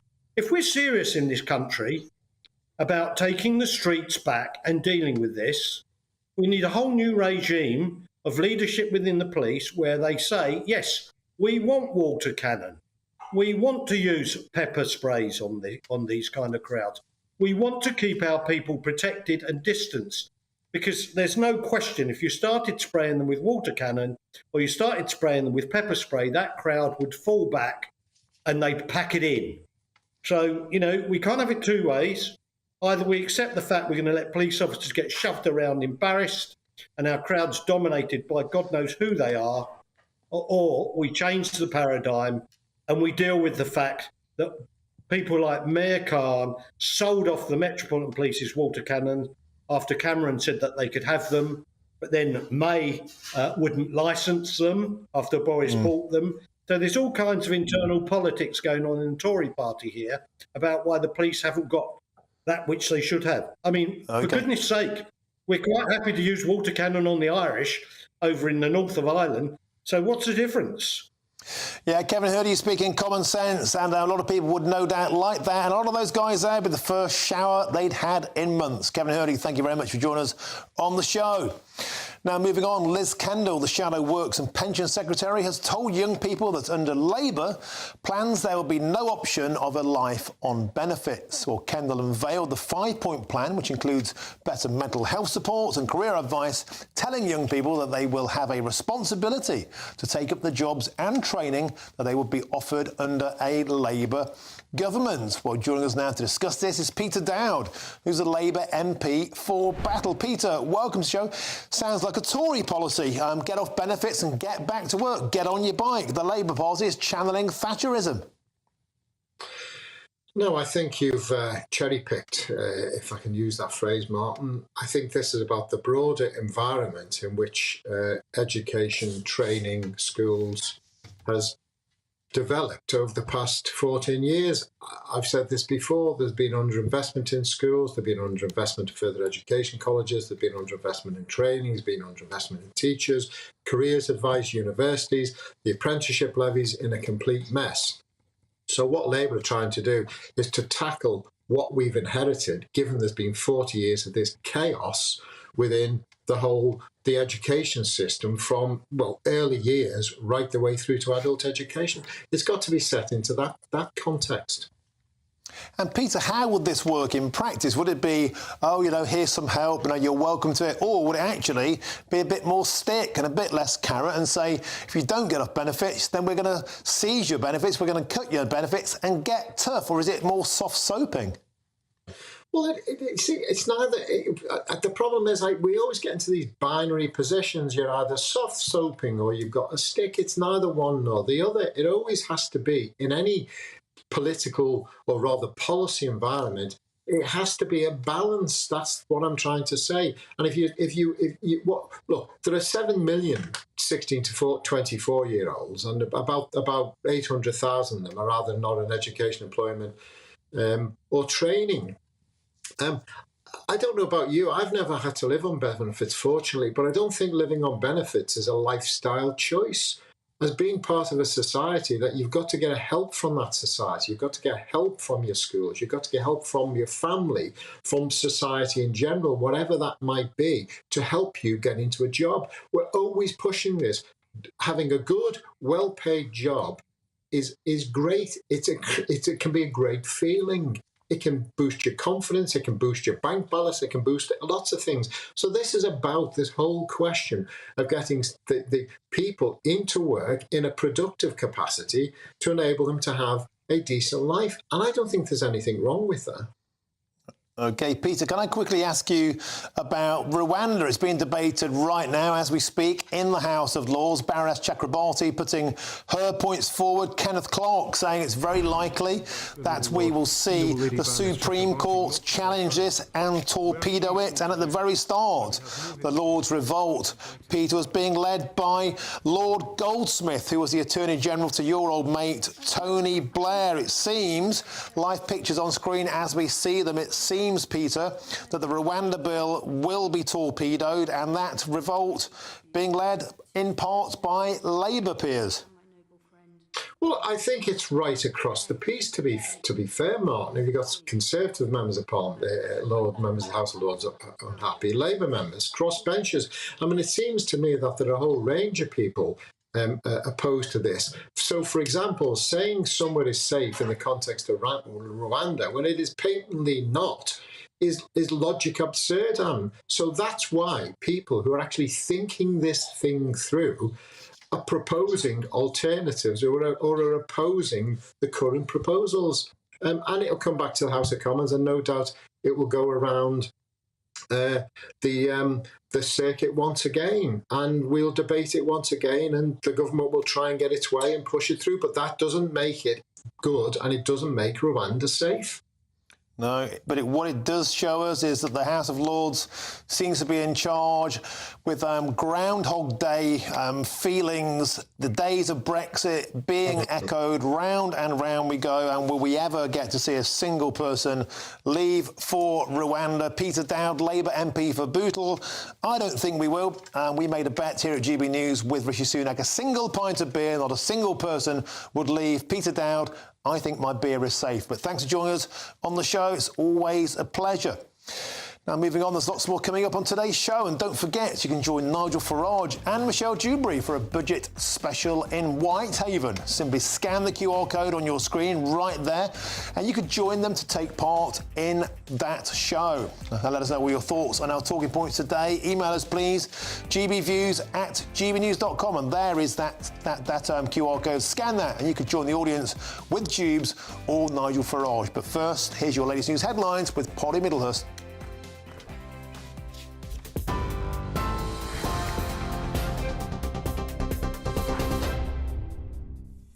The top stories this hour. The Chancellor says he wants to move the UK to a lower taxed economy, but will only do so in a responsible way.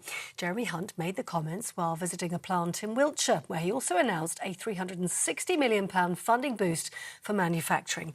Income tax has reached a historic high. While promising some cuts, though, the Chancellor has been trying to temper expectations ahead of Wednesday's budget. And newly elected Rochdale MP George Galloway has been sworn into Parliament today. I swear by Almighty God that I will be faithful and bear true allegiance to His Majesty King Charles, his heirs and successors, according to law. So help me God. The Workers' Party of Britain leader pledged allegiance to the King as part of the ceremony, as you just heard. He was accompanied by Alba Party MP Neil Hanvey and Conservative MP Sir Peter Bottomley, the father of the House. Mr Galloway won last week's Rochdale by-election by more than 5,500 votes. And the Rwanda bill has returned to the House of Lords today as the legislation enters its final stages in Parliament. Nearly 50 amendments have been put forward so far, with a number of votes expected today and on Wednesday. Among them, the government's assessment that Rwanda is a safe country for asylum seekers. It comes almost 2 years after ministers first announced the plan to send some migrants to the East African country. The government's promised that the first flights will happen in the spring.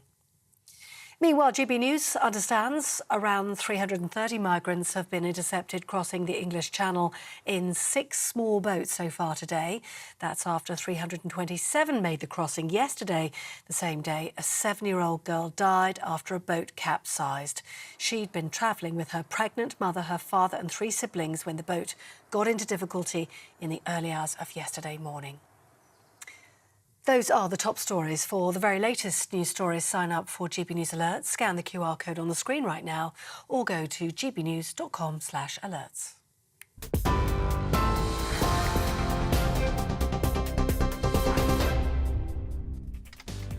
Thank you, Polly. Superb. Now, coming up, farmers' protests made it to Canterbury yesterday. Now, should the government be worried about the rural revolt that's brewing?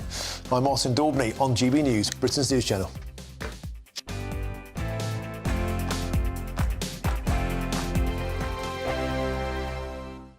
Headliners. Tomorrow's papers tonight. Every night from 11 p.m. Welcome back to Headliners. And Paul, we're going to get straight into Monday's mail for some good old-fashioned, traditional male breastfeeding. Yeah. To answer the question, what is the latest woke hell, Josh? Row as hospitals say hormone-filled milk from trans women who were born male is just as good for a baby as the real thing. It's possible for men, if they pump themselves full of estrogen, to grow larger breast tissue, and they often do. If or you just eat lots of burgers. Exhibit A. And once you've done that, it is actually then possible to express or lactate a liquid. Okay. If to that liquid you then add another load of pills, medication, chemicals, whatever, that lactation juice can be fed to a baby. We don't really... This is not for the sake of the baby. The baby has no benefits from this whatsoever. The studies are very weak on it. It's a bit worrying because... You know, when hospitals started indulging in homeopathy and having, the NHS had homeopathic hospitals, that was worrying because they're supposed to be a trusted authority. And before saying something like this, there should be an awful lot of study done. I want to shame this hospital. This is whether it's necessary. University Hospital Sussex NHS Foundation Trust. That's who it is. And they have written one of the stupidest sentences I have read aloud in the 2 years that I've been privileged to do this show. It says, the term human milk is meant to be neutral and not gender biased. Yep. Wow. Yep. That's incredible. Yep. Oh, my God, we're laughing at you. I mean, and as someone says here, babies are not props. And that's the scary thing. And when we're not focusing primarily on the health of a baby. No, but the feeling of a person doing it rather than... It's a bit of an odd way to go, isn't it? So... Join us every night on GB News at 11 p.m. for Headliners, which is 3 top comedians going through the next day's news stories, which is exactly what you need, because when the establishment has gone crazy, you need some craziness to make sense of it. So join us 11 p.m. every night on GB News, the People's Channel, Britain's news channel. Now then, Lee Anderson here. Join me on GB News on my new show, The Real World, every Friday at 7 p.m, where real people get to meet those in power and hold them to account. Every week, we'll be hearing your views from up and down the country in the real world. Join me at 7 on GB News, Britain's news channel. Every Sunday from 11, join Michael Portillo. There will be topical discussion, looking at the week before and the week to come. So kick back and relax at 11 a.m. on Sundays on GB News with me, Michael Portillo. GB News, the People's Channel, Britain's news channel.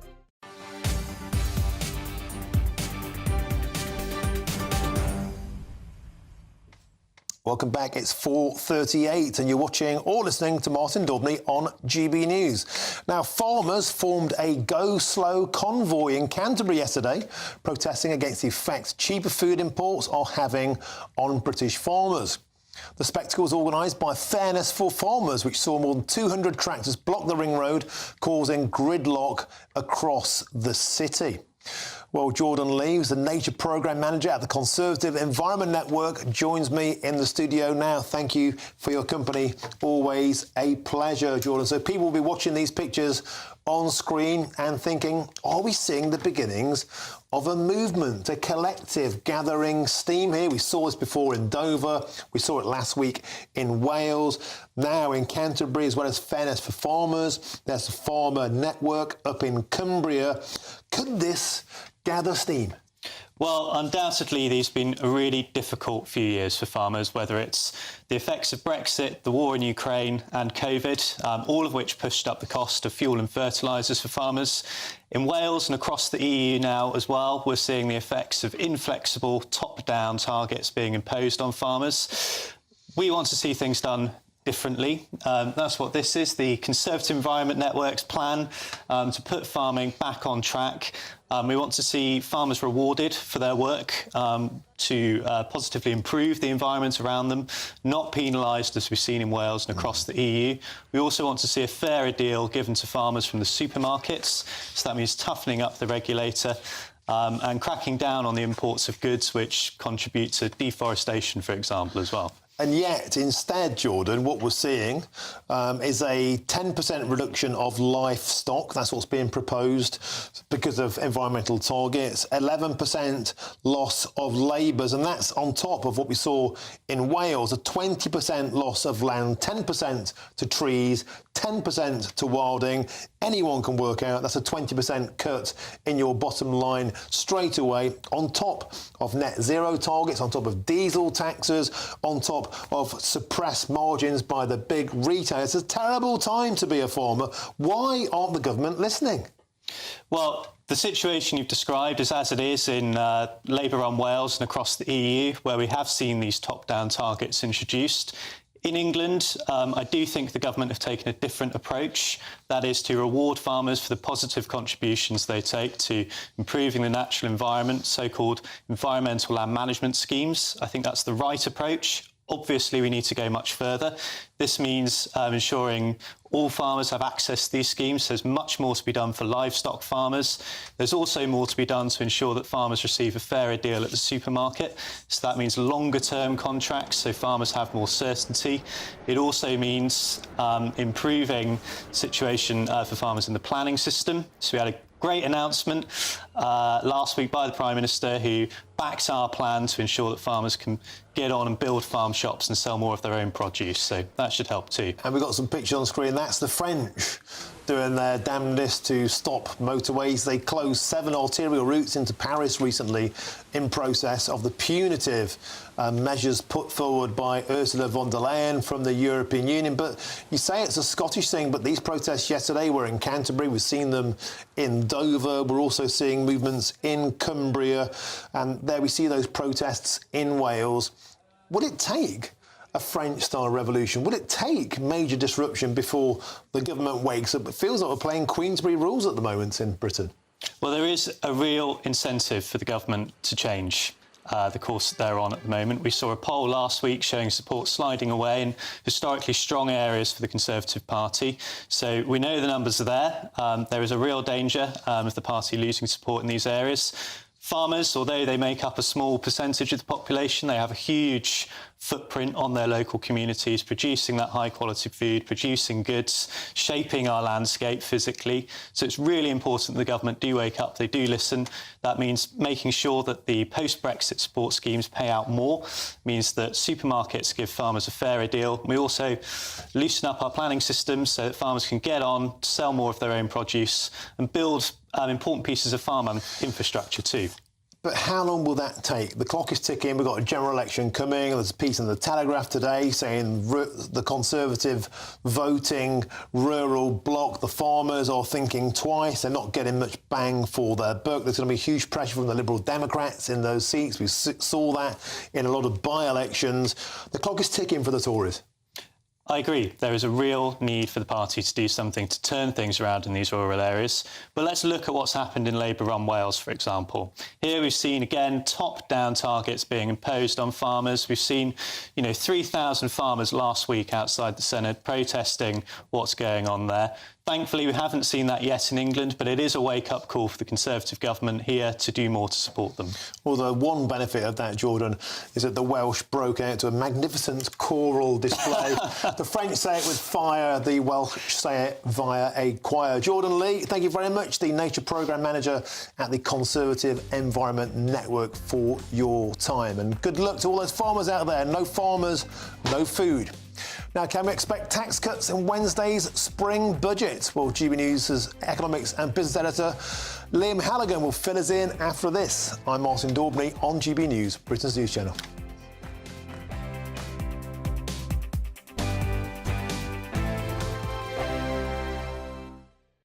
I'm Michelle Dewberry, and I'm not here to tell you what to think. I'd much rather hear what you have to say. So, send in your opinions to gbviews@gbnews.com. Keep them clean, and you never know, I might read them out. With my panel here on Jubes & Co, we debate, we get stuck into the issues of the day on a show where all views are welcome, especially yours. GB News, the People's Channel, Britain's news channel. GB News Breakfast, every day from 6 a.m. Yeah, so describe the contents of the letter for us, because it is quite strongly worded, isn't it? And it suggests that your property is empty. And what do they suggest it's going to be used for? They say, as part of this process, Northamptonshire Council is identifying empty properties and sites within the area, with the aim of encouraging owners to bring premises back into use or to find alternative options for derelict sites. The resettlement team in Northamptonshire Council supports asylum seekers and refugees across 3 different projects: Homes for Ukraine, Afghan resettlement and asylum dispersal. At present, we are seeing a considerable increase in positive immigration decisions being made in favour of asylum seekers. So basically, they're wanting accommodation. But who goes around and assesses whether these properties are lived in or they are actually empty? Clearly, Ted, no one had bothered to come and look at your house at all, had they? What do you want now? Because clearly you are both very shaken by this letter, and that letter that you've received in response has not gone far enough. Do you want an apology? What more do you want to see? Well, she said here that she's, you know, I sincerely apologise, this Lindsay Bellchambers, but I don't see, there was no explanation as to how they've come to say this property was empty, whether it was disused, whether it was unkempt, or what. If you go back through the history of the property, it's not been empty. I'm Christopher Hope. And I'm Gloria DiPiero, bringing you PMQ's live here on GB News. Every Wednesday, we'll bring you live coverage of Prime Minister's questions when Rishi Sunak and Sir Keir Starmer go head-to-head in the House of Commons. We'll be asking our viewers and listeners to submit the questions that they would like to put to the Prime Minister, and we'll put that to our panel of top politicians in our Westminster studio. That's PMQ's live here on GB News, Britain's election channel.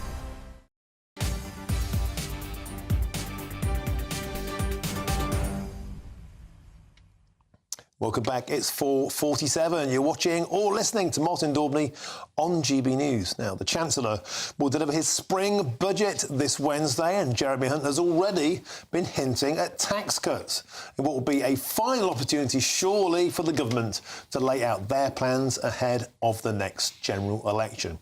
Well, joining me now in the studio is GB News' economics and business editor, the peerless Liam Halligan, with On the Money.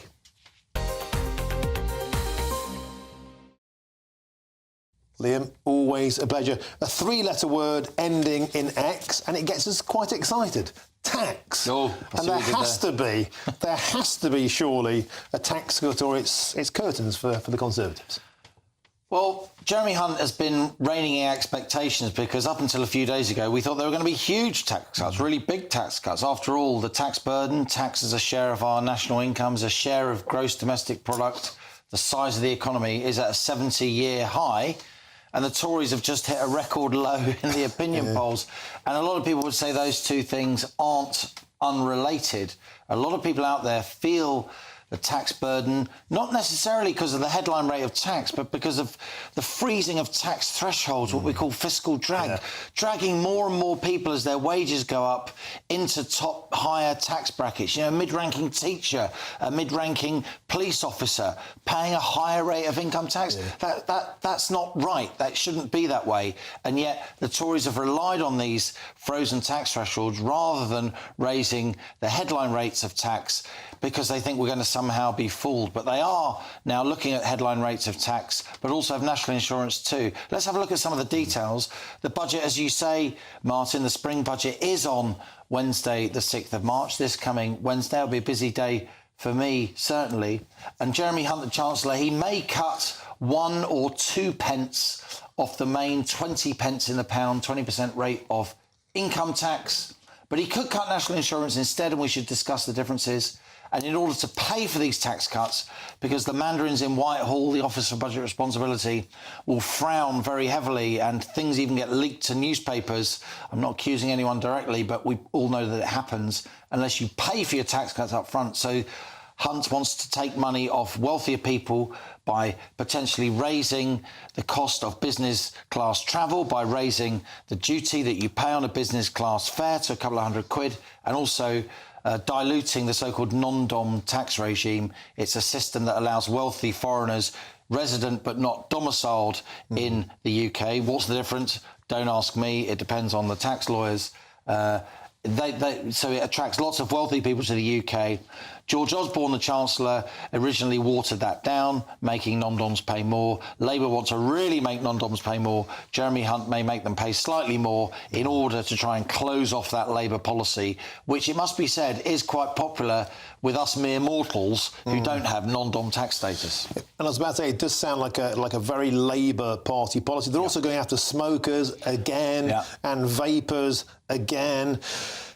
What's the difference, though, in terms of people like and understand, they comprehend a tax cut from their income tax, but national insurance is a bit more ephemeral, Liam. Well, national insurance is basically the same as tax. If you look at, if you're a PAYE employee, look at your pay slip, they'll say they take that much tax out, they take that much national insurance out. Tax is 20% or 40% if you earn over 50 grand, or 45% if you are a high roller and you earn more than 125 grand a year. National insurance, the main rate of national insurance, it was 12% on top. It's now 10%. That came down in January.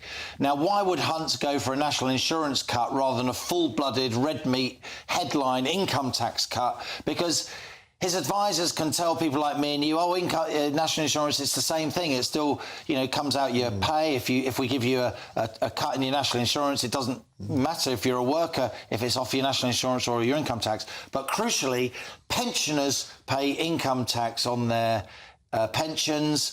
Landlords pay income tax on their rent.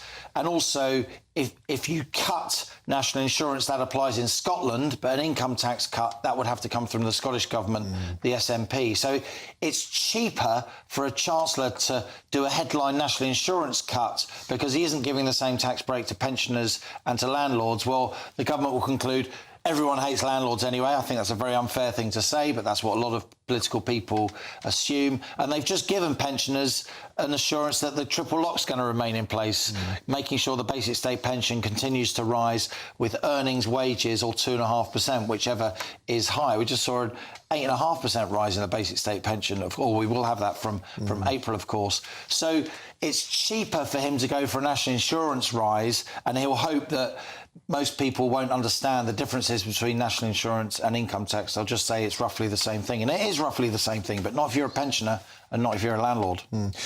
Is the bottom line, though, the country is khybered? We're broke because of COVID? We are certainly under a lot more pressure because of COVID. 10 billion, 100 billion, 400 billion, which is what we spent on lockdown. That's very, very serious money indeed. That's more than the government spends in a single year, and it all came out of borrowing. A lot of it came out of printing the money, by the way, which is also on the national balance sheet. So that's certainly undermined our public finances in a major way. And that's one reason also why it's complicated, but productivity is low. Taxation is high at 70-year highs. We said the tax burden. OK, Liam, I have to interject you. We can reflect on you. You can comment on this because we've got some breaking news. Peers have inflicted their first defeat against the government's Safety of Rwanda bill in backing by 274 votes to 172, a majority of 102. We need to ensure the legislation is fully compliant with domestic and international law. You can see live footage here of that debate in the House of Lords. And just to repeat, the government has been defeated in the House of Lords. We saw that coming weeks and weeks ago here on GB News, that vote margin. 274 votes to 172, a majority of 102, and the government has once again been defeated on Rwanda. Liam, a quick reaction to you on that. Quick reaction. This is a headache that Sunak didn't need, though it's not unexpected. It's one of his 5 pledges. Many would say the most electorally potent of the 5 pledges to, quote, stop the small boats, those 5 pledges that he made at the beginning of 2023.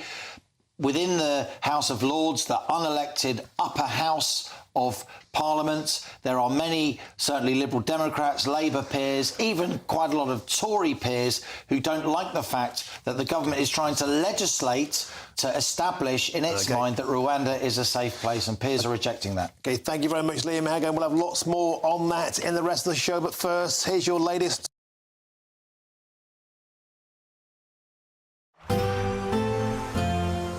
A brighter outlook with Box Solar, sponsors of weather on GB News.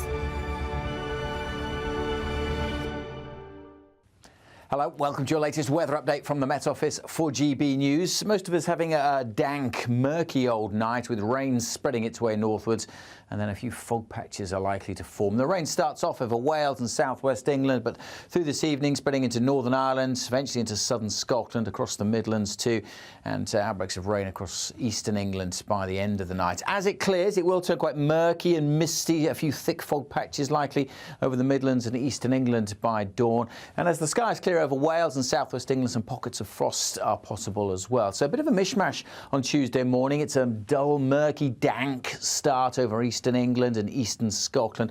A few mist and fog patches lingering through the morning. Should brighten up in many places, but some showers in the southeast. They could be on the heavy side. Some early rain for Northern Ireland, brighter here come the afternoon, but that rain will spread into western parts of Scotland. In the sunny spells, feeling a bit warmer than today, probably. The wind's a bit lighter as well. Temperatures getting up to 10, 11, maybe 12 Celsius. Wednesday also starts cold, in fact, a more widespread frost likely. Staying fairly cloudy in eastern England, a few showers here and there, but much of the west set to have a dry and a fine day on Wednesday with some decent spells of sunshine. Temperatures sticking in single figures where it stays rather drab, but with a bit of sunshine further west, 10 to 12 Celsius likely. That's all for now. Looks like things are heating up. Boxed boilers, sponsors of weather on GB News.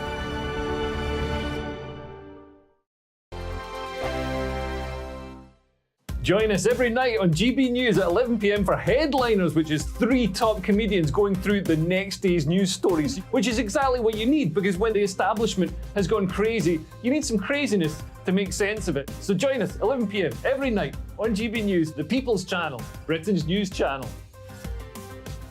Now then, Lee Anderson here. Join me on GB News on my new show, The Real World, every Friday at 7 p.m, where real people get to meet those in power and hold them to account. Every week, we'll be hearing your views from up and down the country in the real world. Join me at 7 on GB News, Britain's news channel. Every Sunday from 11, join Michael Portillo. There'll be topical discussion, looking at the week before and the week to come. So kick back and relax at 11 a.m. on Sundays on GB News with me, Michael Portillo. GB News, the People's Channel, Britain's news channel. I'm Christopher Hope. And I'm Gloria Di Piero, bringing you PMQ's live here on GB News. Every Wednesday, we'll bring you live coverage of Prime Minister's questions when Rishi Sunak and Sir Keir Starmer go head-to-head in the House of Commons. We'll be asking our viewers and listeners to submit the questions that they would like to put to the Prime Minister, and we'll put that to our panel of top politicians in our Westminster studio. That's PMQ's live here on GB News, Britain's election channel. I'm Michelle Dewberry, and I'm not here to tell you what to think. I'd much rather hear what you have to say. So send in your opinions to gbviews@gbnews.com. Keep them clean, and you never know, I might read them out. With my panel here on Jubes & Co, we debate, we get stuck into the issues of the day on a show where all views are welcome, especially yours. GB News, the People's Channel, Britain's news channel. 2024, a battleground year. The year the nation decides. As the parties gear up their campaigns for the next general election. Who will be left standing when the British people make one of the biggest decisions of their lives? Who will rise? And who will fall? Let's find out together. For every moment, the highs, the lows, the twists and turns. We'll be with you for every step of this journey. In 2024, GB News is Britain's election channel. Join us every night on GB News at 11 p.m. for Headliners, which is 3 top comedians going through the next day's news stories, which is exactly what you need, because when the establishment has gone crazy, you need some craziness to make sense of it. Headliners. You don't have to bother reading the newspaper. We've got it covered for you. Every night at 11 p.m. and repeated every morning at 5 a.m. We won't send you to sleep like some of the other paper review shows out there. So join us 11 p.m. every night on GB News, the People's Channel, Britain's news channel.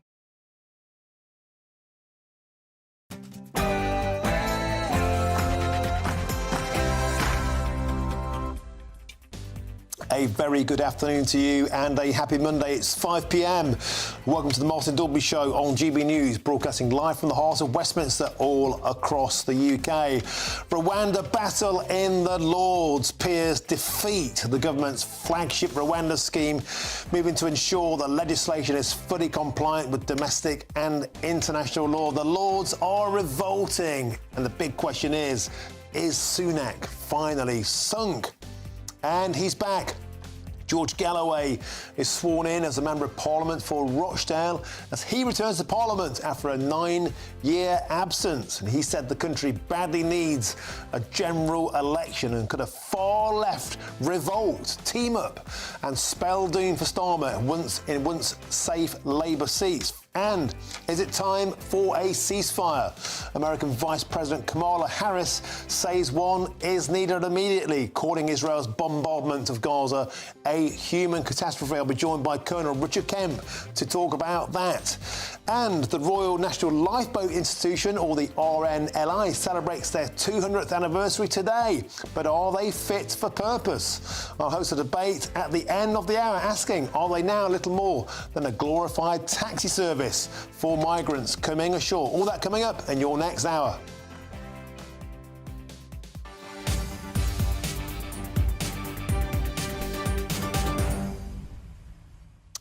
Thanks for joining me on the show. Your company is always much appreciated. Well, who didn't see this coming? The Lords revolted and they've clobbered the Conservative government once again, sinking its flagship Rwanda bill, 274 to 172 votes. Sunak, a nightmare he didn't need. We'll have a full reaction to that after this. Email, get in touch the usual ways, gbviews@gbnews.com.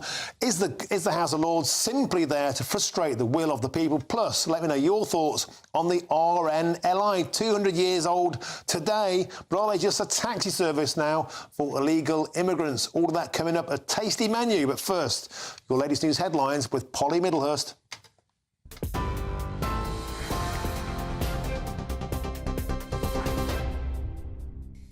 Martin, thank you and good evening to you. Well, we begin this bulletin to bring you more detail on that breaking news we had a short time ago from Martin.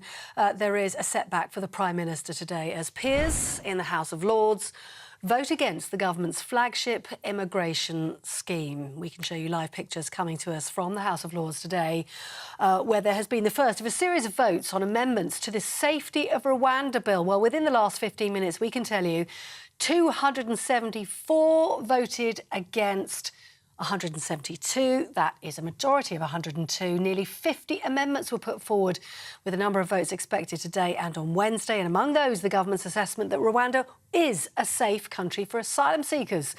And the whole thing coming almost 2 years after ministers first announced their plan to send some migrants to the East African country. We'll have you more analysis on that outcome of the House of Lords vote on the Rwanda bill throughout the rest of the day, right here on GB News.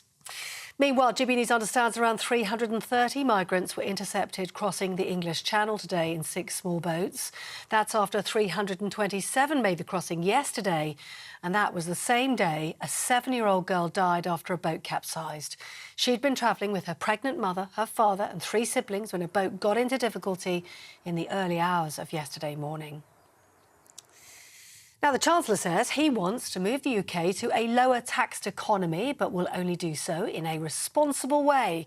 Jeremy Hunt made the comments while visiting a new digital engineering plant in Wiltshire, where he also announced a £360 million funding boost for manufacturing. Income tax has reached a historic high, and while some are promising cuts, the Chancellor's been trying to temper expectations ahead of Wednesday's budget. We do want to move to a lower taxed economy, but we're only going to do so in a way that is responsible and recognises that there are things that taxes pay for, that we couldn't cut taxes by borrowing. We'll do so in a responsible way, but if we can spend money on public services more efficiently, then that will mean less pressure on taxpayers.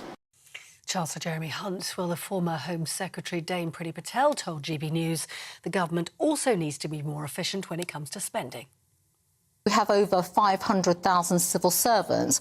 Now, even to shave a degree off that would cut public expenditure by at least £1 billion, and that would be great. Back again in 2010, 2016, we had I think around 400,000 civil servants, and that saved a significant amount of money. The spending, the costs alone, I think, came down to something like £11 billion. This is where we have to be again, to be an agile government that's fit in the sense of financially sound money, conservative principles, but actually making sure the public keep more of their money. Dame Priti Patel. Now, newly elected Rochdale MP George Galloway has been sworn into Parliament today. By Almighty God, that I will be faithful and bear true allegiance to His Majesty King Charles, his heirs and successors, according to law. So help me God. The Workers' Party of Britain leader pledging allegiance there to the King as part of the ceremony. He was accompanied by Alba Party MP Neil Hanvey and Conservative MP Sir Peter Bottomley, the Father of the House. Mr Galloway won last week's by-election in Rochdale by more than 5,500 votes. Stand at a very dangerous crossroads in our country's affairs, perhaps as dangerous as any since the summer and autumn of 1940, 41, and there's no Mr Churchill in this picture. There's no one, it seems, able to step forward and steady the ship of state and begin to rally, unite our people to face what is a very difficult future. George Galloway. Now, education leaders are calling for a double-digit pay rise for all teachers across England. It's after the government said school salaries should return to a more reasonable level. The National Association of Head Teachers Union says England currently has the highest number of unfilled teaching positions in over a decade. It says a raise of at least 10% will counter the recruitment and retention crisis. And finally, the RNLI is celebrating the fact that it saved more than 146,000 lives as it marks its 200th anniversary. The Duke of Kent was among those to attend a service of thanksgiving at Westminster Abbey today, during which the Archbishop of Canterbury praised the staff as models for everyone who risk their lives for people they don't know. The Royal National Lifeboat Institution was originally founded in a London pub in 1824 as a service to save ships from crashing into coastlines. For the very latest stories, do sign up for GB News Alerts, scan the QR code on your screen or go to gbnews.com/alerts.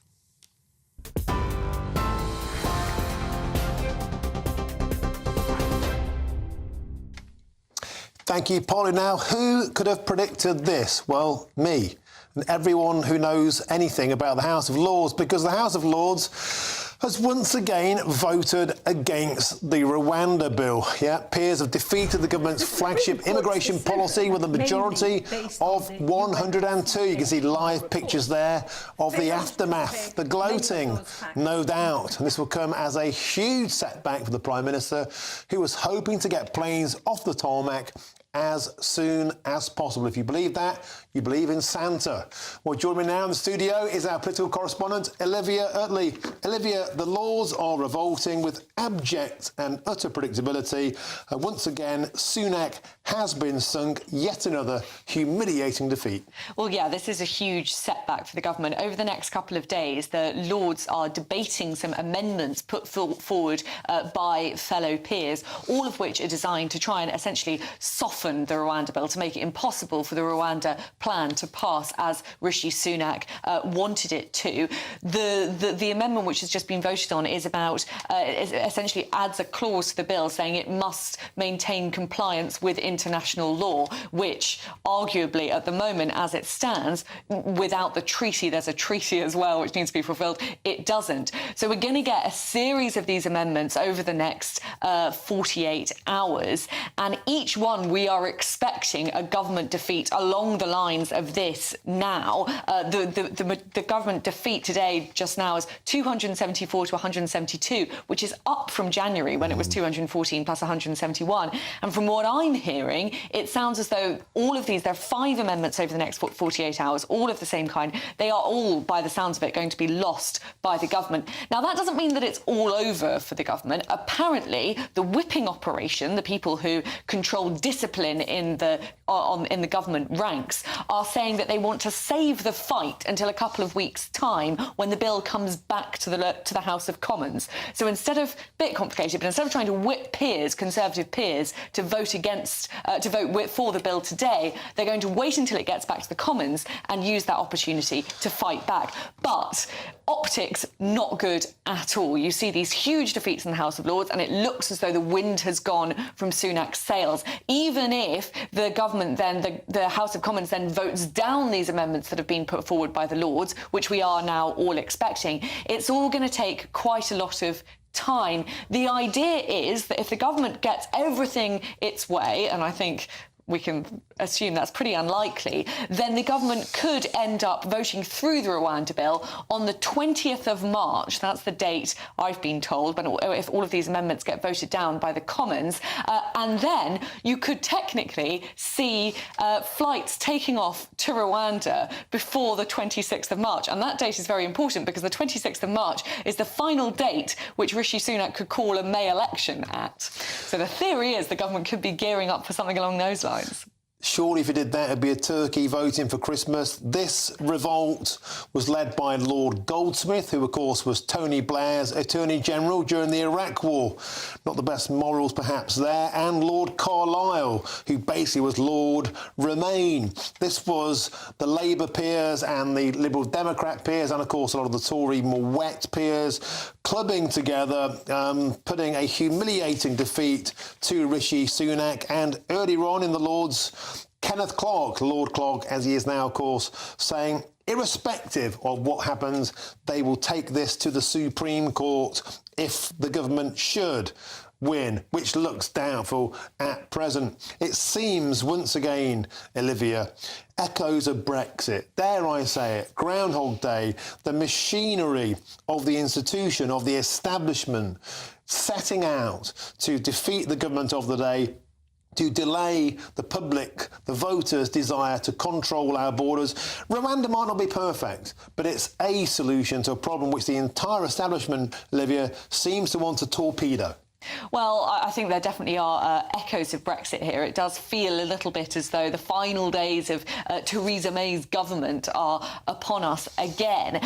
Critics of the Rwanda bill have argued a lot that it is incredibly expensive, and that is the reason that some peers are giving for voting it down. And that is, of course, absolutely right. Estimates are that eventually we could end up giving over £500 million to Rwanda. We've already spent £240 million, and we're promising to give them another 120 million when the first 300 migrants have been deported. The government has been arguing that that's not really the point. The point is it's supposed to be a deterrent, and the idea is that if you know you're going to be sent to Rwanda immediately, then you won't try and come here in the first place. I've spoken to quite a lot of Conservative MPs who are broadly in favour of the Rwanda plan. They're not sort of morally against it. They're not like the Ken Clarks of the world. But they can't really understand why Rishi Sunak has set so much store by this particular plan. If you actually look at the figures, the Prime Minister's done a pretty good job last year of bringing down the number of people who are crossing on boats. That is, of course, partly due to the weather, but also to do with a deal which he agreed with the Albanian Prime Minister. He has done some good work, but instead of shouting about that good work, he's sort of put all his eggs in the basket of this Rwanda plan, which means that he has sort of set himself up for the kind of humiliating defeat that we've been discussing, which some people think suggests that he's just not very good at politics. Yeah, Olivia Lee, all his eggs in one basket. Well, now he's got a major amount of egg on his face. Thanks for joining us in the studio. And joining us now is political commentator Peter Spencer. Peter, we all predicted that the Lords would be revolting. We all predicted he didn't have to be Mystic Meg to work out that it would be torpedoed and holed below the waterline. Lord Goldsmith, Tony Blair's old crony, Lord Carlisle, Lord Remain, they banded together right from the start, and now they've inflicted what can only be described as a humiliating and crushing defeat on Rishi Sunak. Absolutely. I mean, of course, when it comes back to the House of Lords, they will, back to the House of Commons, to beg your pardon, they will simply biff all these amendments and send it back in its original form. However, in the meantime, what happens is there's a spotlight on divisions within the Conservative Party as much as anything else on this very subject. I mean, I know that there were some impassioned speeches this afternoon, including one from the uncle of the Tory peer, uncle of a serving minister, who compared the government's approach to this whole problem with the fascist authorities in George Orwell's dystopian novel 1984. I mean, that's pretty heady, powerful stuff. Yeah, but you could also say that there are much There are equally comparable dystopian controls of Orwellian thought patterns happening on the streets of Britain elsewhere. But back to the point in question, this is a joined-up campaign, isn't it, between Labour peers, between Lib Dem peers, between even Tory Remainer peers, just to inflict humility. And begs the question once again, Peter, are we seeing the good old days, the bad old days of Brexit, where the laws just line up to frustrate the Commons? Round and round we go, and the British public will be scratching their heads and thinking, what's the point of the laws if all they do is frustrate the Commons?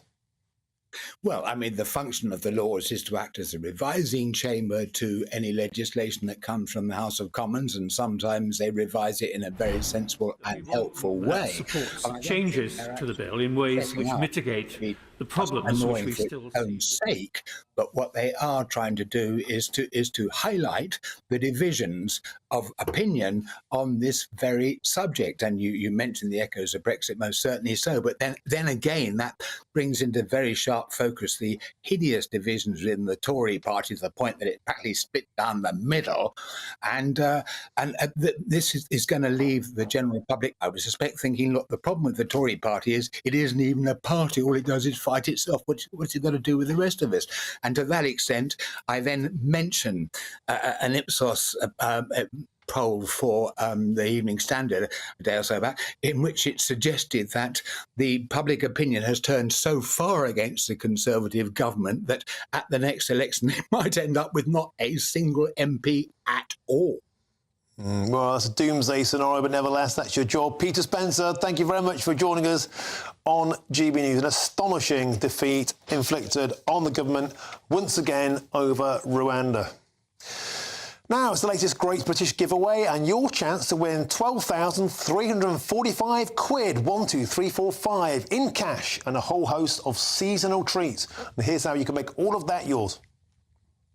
We're springing into spring and giving you the chance to win the seasonal essentials. First, there's an incredible £12,345 in tax-free cash to be won, plus a spring shopping spree with £500 in shopping vouchers to spend in the store of your choice. And finally, a garden gadget package to enjoy, including a handheld games console, a portable smart speaker and a pizza oven. For your chance to win the vouchers, the treats and £12,345 in tax-free cash, text GBWIN to 84902. Text costs £2 plus one standard network rate message, or post your name and number to GB03 PO Box 8690 Derby DE1 9TT. UK only. Entrance must be 18 or over. Lines close at 5 p.m. on Friday the 29th of March. Full terms and privacy notice at gbnews.com/win. Please check the closing time if watching or listening on demand. Good luck.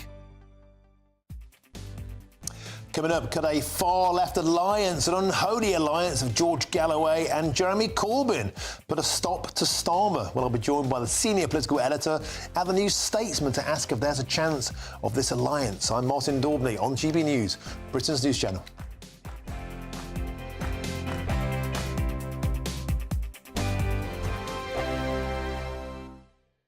Nana Queer, weekends from 3 p.m. Sadiq Khan, 6.3 million on a virtue signal, loading lines. Why is he spending the people's money in this way? And why is nobody saying anything? I want to hear from Suzanne Hall, the potential Conservative candidate, or Howard Cox, the potential Reform candidate who could potentially take this off Sadiq Khan. Why are they not speaking? This is ridiculous. Well, it was sprung on everybody. Did you know about that? I didn't know about it. Nobody knows. So they're spending this money. They're spending £6.3 million, and no one knew about it. Where's the press? Where are the public consultations? No one knew. I think it's a good idea to rename the train lines, because all these train lines are so, there are like 4 of them, 6 of them, whatever, and they're all going all these different directions, and you tell someone to come, and you don't even know the name. Yeah, but 6.3 million. Listen, if you want to give me 6.3 million to come up with some virtue signalling lines, I'd like to know which advertising agency he employed to do this, how long it took him, and why he's even done it in the first place. Why has he done this? He has done this. Look, with the virtue signalling, because he's part of T-World. He's Rishi Sunak. It's this whole concept is every inclusiveness. There is no country. Nobody's English. Our own history is bad. Not my history, but whatever. The English history is bad. And it's a denial of history. It's Orwellian or something. Yeah. Not that I know I about think it's an absolute absurdity that Sadiq Khan should be doing that. He's got a knife crime epidemic, a crime epidemic, people stealing watches off people walking down the street. Yes. You've got the burglary at an all-time high. London, a lot of people are put off by it. And this is what he spent £6.3 million on. This could have been a bit to speak as to why. But he doesn't need to speak. People need to speak out and say, well, why didn't we know about this? But the idea, can I say something to you, Nana? The idea is right. It's like, for example, take the Northern Line. You know, there were 6 Northern Lines. 6 Northern Lines. 6 different Northern Lines, maybe more now, because one goes from Mill Hill East to Mill Hill. This was the overground he was... I'm Andrew Doyle. Join me at 7 o'clock every Sunday night for Free Speech Nation, the show where I tackle the week's biggest stories in politics and current affairs with the help of my 2 comedian panellists and a variety of special guests. Free Speech Nation, Sunday nights from 7 on GB News, the People's Channel, Britain's news channel. Your weekend starts here with Friday Night Live with me, Mark Dolan, 8 till 9 on GB News. Big stories, big guests and big laughs as we get you ready for a cracking weekend. That's Friday Night Live with Mark Dolan, Fridays 8 till 9 on GB News. Bring your own drinks, the admission's free. Good afternoon, Britain. Good afternoon, Britain. Join us, Tom and Emily, To find out what's happening in the heart of Westminster. and why it matters to you. Weekdays from midday, we bring you the most compelling stories from across the United Kingdom. And from your doorstep to our inbox. That's right, we want to hear from you. GB News, Britain's news channel.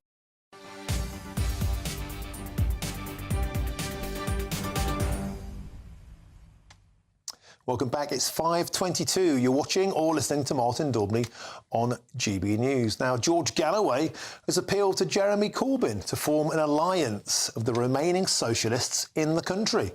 He called on the former Labour leader to make a formal break with his party, saying he should lead a movement and not waste the considerable support that he has. Well, I'm delighted to say I'm joined in the studio now by George Eaton, who's a senior political editor at the New Statesman. George, always a pleasure. They were colleagues in the past. In fact, when Galloway was evicted from the Labour Party, it was Jeremy Corbyn who campaigned, lobbied for him to get back in. They share a lot of politics. The question now, moving forward, could they form a rump of an alliance? Well, I think the truth is there is already an alliance of sorts, as you say, because they are both figures on the radical left who have a history of working together in the Stop the War movements and who were Labour colleagues. George Galloway was thrown out of the Labour Party in 2003, but had been an MP from 1987. So they have a shared history. Now, where this goes next, I mean, George Galloway has his new party, the Workers' Party, which is standing candidates. I don't expect Jeremy Corbyn to join them. There's been some speculation, might he go for the London mayoralty? I think it's too late for that now. Islington North, he's dropped a lot of hints that he will fight to keep his old seats. Labour still haven't selected a candidate there, so it's not clear who he'd be up against. But I think that he sees that as the big opportunity. But for George Galloway, what he wants is he's won by-election victories in the past. Yep. And he's often ended up then losing at the general election. He will want this time to be different. He'll want to keep Rochdale, but also to have others who will cause a political upset. Because then rather than George Galloway's solo victory, he can be the figurehead for a new anti-war movement that causes real problems for Labour. And George Galloway today at Parliament was very bold. Of course, you'd expect that. 60 seats he says he's got in his crosshairs, one of which Angela Rayner's 3,000 majority. There are 20 seats at least we identified last week where there's a very disproportionately large number of Muslim voters. That could be another battlefront. But is the common goal, the common shared history, if you like, of Galloway and Corbyn, the fact they don't like Keir Starmer? Could this be an opportunity to inflict damage on the left, the same way the Reform Party perhaps is hoping to do on the right? I think George Galloway would love that, and that's why he's making overtures to Jeremy Corbyn. But I think it's important to say there are significant differences between them. George Galloway, a much more socially conservative figure. Jeremy Corbyn, much more socially liberal. George Galloway was an open supporter of Brexit. Jeremy Corbyn is not a Brexiteer, though a Eurosceptic. But in terms I think Corbyn was a Brexiteer, but I'll let that slide. Go on. But in terms of how it plays out, I think here's the big question: is how much of an issue will Gaza be at the general election? Certainly true that there's discontent among Muslim voters, discontent among white voters as well. But at the general election, people often vote on the core issues. So the NHS, the economy, immigration will be a big issue for some. Now, I think it will be a potent issue in some constituencies, but whether that translates into Labour actually losing more seats, I think is an open question. What it will do, it will change the atmosphere of the campaign, because a lot of Labour campaign events, you will have a significant protester presence. It will just make the whole campaign a bit darker for Labour. You're not going to have necessarily the sense of, say, euphoria that you had in 97. And do you think that the Muslim vote, the sectarianism, as Nigel Farage called it, could be a factor, or is it a momentary thing? So the Gaza wars come in, a by-election land at the right times. You know, Galloway's tried before in Batley in Spain. He failed because he didn't have the wind in his sails of this uprising, if you like. Will that momentum carry forward? Or is it about more than just the war now? Is it about identifying a Muslim voter bloc, specifically catering for their needs, getting organised locally, rallying, and becoming a significant political force moving forward? Well, I think, as you suggest, there were some unique things about the Rochdale by-election. Most obviously that Labour didn't have an official candidate. The campaign also coincided with one of the most intense periods of the war in Gaza, and renewed calls for a ceasefire. Now, I think on that issue, a lot hinges on is there a ceasefire before the general election? It also hinges in part on how Labour's position evolves and what other issues come to dominate. Now, clearly there are some voters for whom this is going to be a top issue at the general election. They will never forgive Labour for this, but I wouldn't suggest that it's going to cause serious electoral problems for Labour, because I think by-elections are often process votes, and I think when you come to the general election, people are going to be saying, do we want a Conservative government or a Labour one? I think that's the question that will dominate. And George, could I quickly ask you about the thumping defeat we've just witnessed in the House of Lords on the Rwanda bill? 274 votes to 172, a majority of 102, a revolt led by Lord Goldsmith, Tony Blair's former Attorney General, Lord Carlisle, Lord Remain, an alliance gathering together, inflicting another humiliating defeat for Rishi Sunak. Yes, although I imagine the Conservatives will try and turn this to their advantage by saying, look, it's sort of unelected peers who are trying to stop us getting this bill through. But on Rwanda, the political truth is that Rishi Sunak and his team want to fight the general election on the economy. So they will want to get this bill through as soon as possible, not least so that they can possibly get the first flight to Rwanda taking off before the general election, whenever it comes. A lot of people, George, are saying the Labour Party have voted against every method of taking back control of our borders. They're deeply frustrated about that, and they're starting to view the Labour Party as a party of open borders. What would your response be to that? So I think on immigration, I mean, Labour certainly do not want to be seen as the party of open borders. I mean, they have said repeatedly that we will not bring back free movement. The open question that you suggest is what would their alternative to Rwanda be? Now, I think they've got a critique of it. They say, look, it's been hugely expensive. There hasn't even been a flight, and there are also issues with the legality. They're looking at some returns deal with Europe. Now, that's not something they'll be able to agree before the general election, because they're not in government. But that's I think is the political space they're hoping to claim. But if they do a deal with Brussels, then Brussels want their back scratching, and that could mean taking up to 100,000 people from the European Union into us. So that would be a net disaster for controlling our borders, would it not?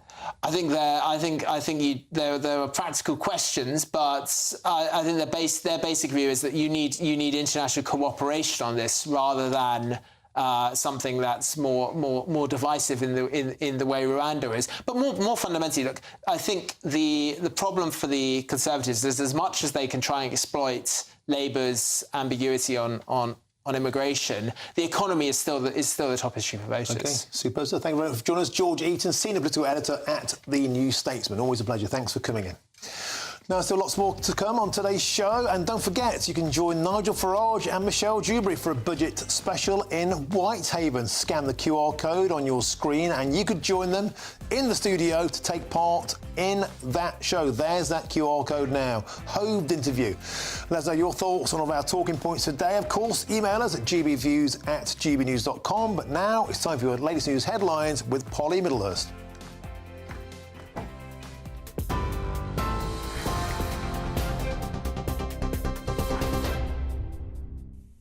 The top stories this hour: the Prime Minister has suffered his first setback in the House of Lords, which has voted against his flagship immigration scheme, with a majority of 102 peers back to motion to ensure his Safety of Rwanda bill is fully compliant with the law. Nearly 50 amendments were put forward, with more being voted on this evening and on Wednesday, and among those, the government's assessment that Rwanda is a safe country for asylum seekers. Meanwhile, GB News understands around 330 migrants have been intercepted crossing the English Channel in 6 small boats so far today. That's after 327 made the crossing yesterday, the same day a 7-year-old girl died after her boat capsized. She'd been travelling with her pregnant mother, her father and 3 siblings when the boat got into difficulty in the early hours of yesterday morning. And the Chancellor says he wants to move the UK to a lower taxed economy, but will only do so in a responsible way. Jeremy Hunt made the comments while visiting a plant in Wiltshire, where he also announced a £360 million funding boost for manufacturing. Income tax has reached a historic high, and while promising some cuts, the Chancellor's been trying to temper expectations ahead of Wednesday's budget. A newly elected Rochdale MP George Galloway has been sworn into Parliament. The Workers' Party of Britain leader pledged allegiance to the King as part of the ceremony. Mr Galloway, who's won last week's election in Rochdale by more than 5,500 votes, said he wanted to make Rochdale great again. Those are the top stories. For the very latest lines, sign up for GB News Alerts by scanning the QR code on your screen or go to gbnews.com/alerts.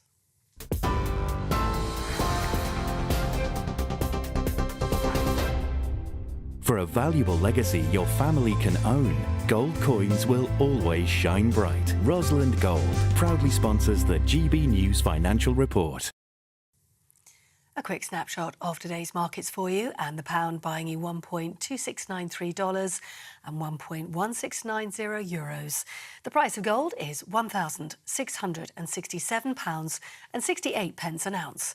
And the FTSE 100 has closed the day today at 7,640 points. Rosalind Gold proudly sponsors the GB News Financial Report.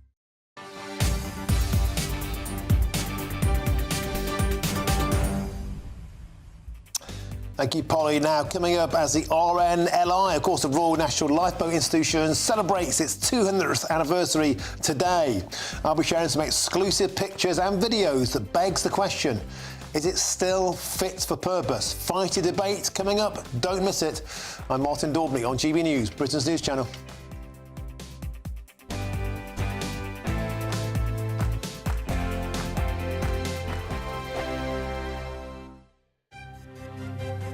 GB News Breakfast, every day from 6 a.m. Yeah, so describe the contents of the letter for us, because it is quite strongly worded, isn't it? And it suggests that your property is empty. And what do they suggest it's going to be used for? They say, as part of this process, Northamptonshire Council is identifying empty properties and sites within the area, with the aim of encouraging owners to bring premises back into use or to find alternative options for derelict sites. The resettlement team in Northamptonshire Council supports asylum seekers and refugees across 3 different projects: Homes for Ukraine, Afghan resettlement and asylum dispersal. At present, we are seeing a considerable increase in positive immigration decisions being made in favour of asylum seekers. So basically they're wanting accommodation. But who goes around and assesses whether these properties are lived in or they are actually empty? Clearly, Ted, no one had bothered to come and look at your house at all, had they? What do you want now? Because clearly you are both very shaken by this letter, and that letter that you received in response has not gone far enough. Do you want an apology? What more do you want to see? Well, she said here that she's, you know, I sincerely apologise, this Lindsay Bellchambers, but I don't see, there was no explanation as to how they've come to say this property was empty, whether it was disused, whether it was unkempt, or what. If you go back through the history of the property, it's not been empty.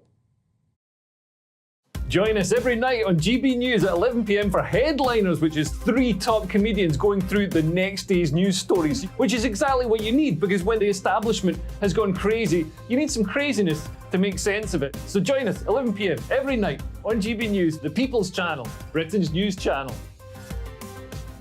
Now then, Lee Anderson here.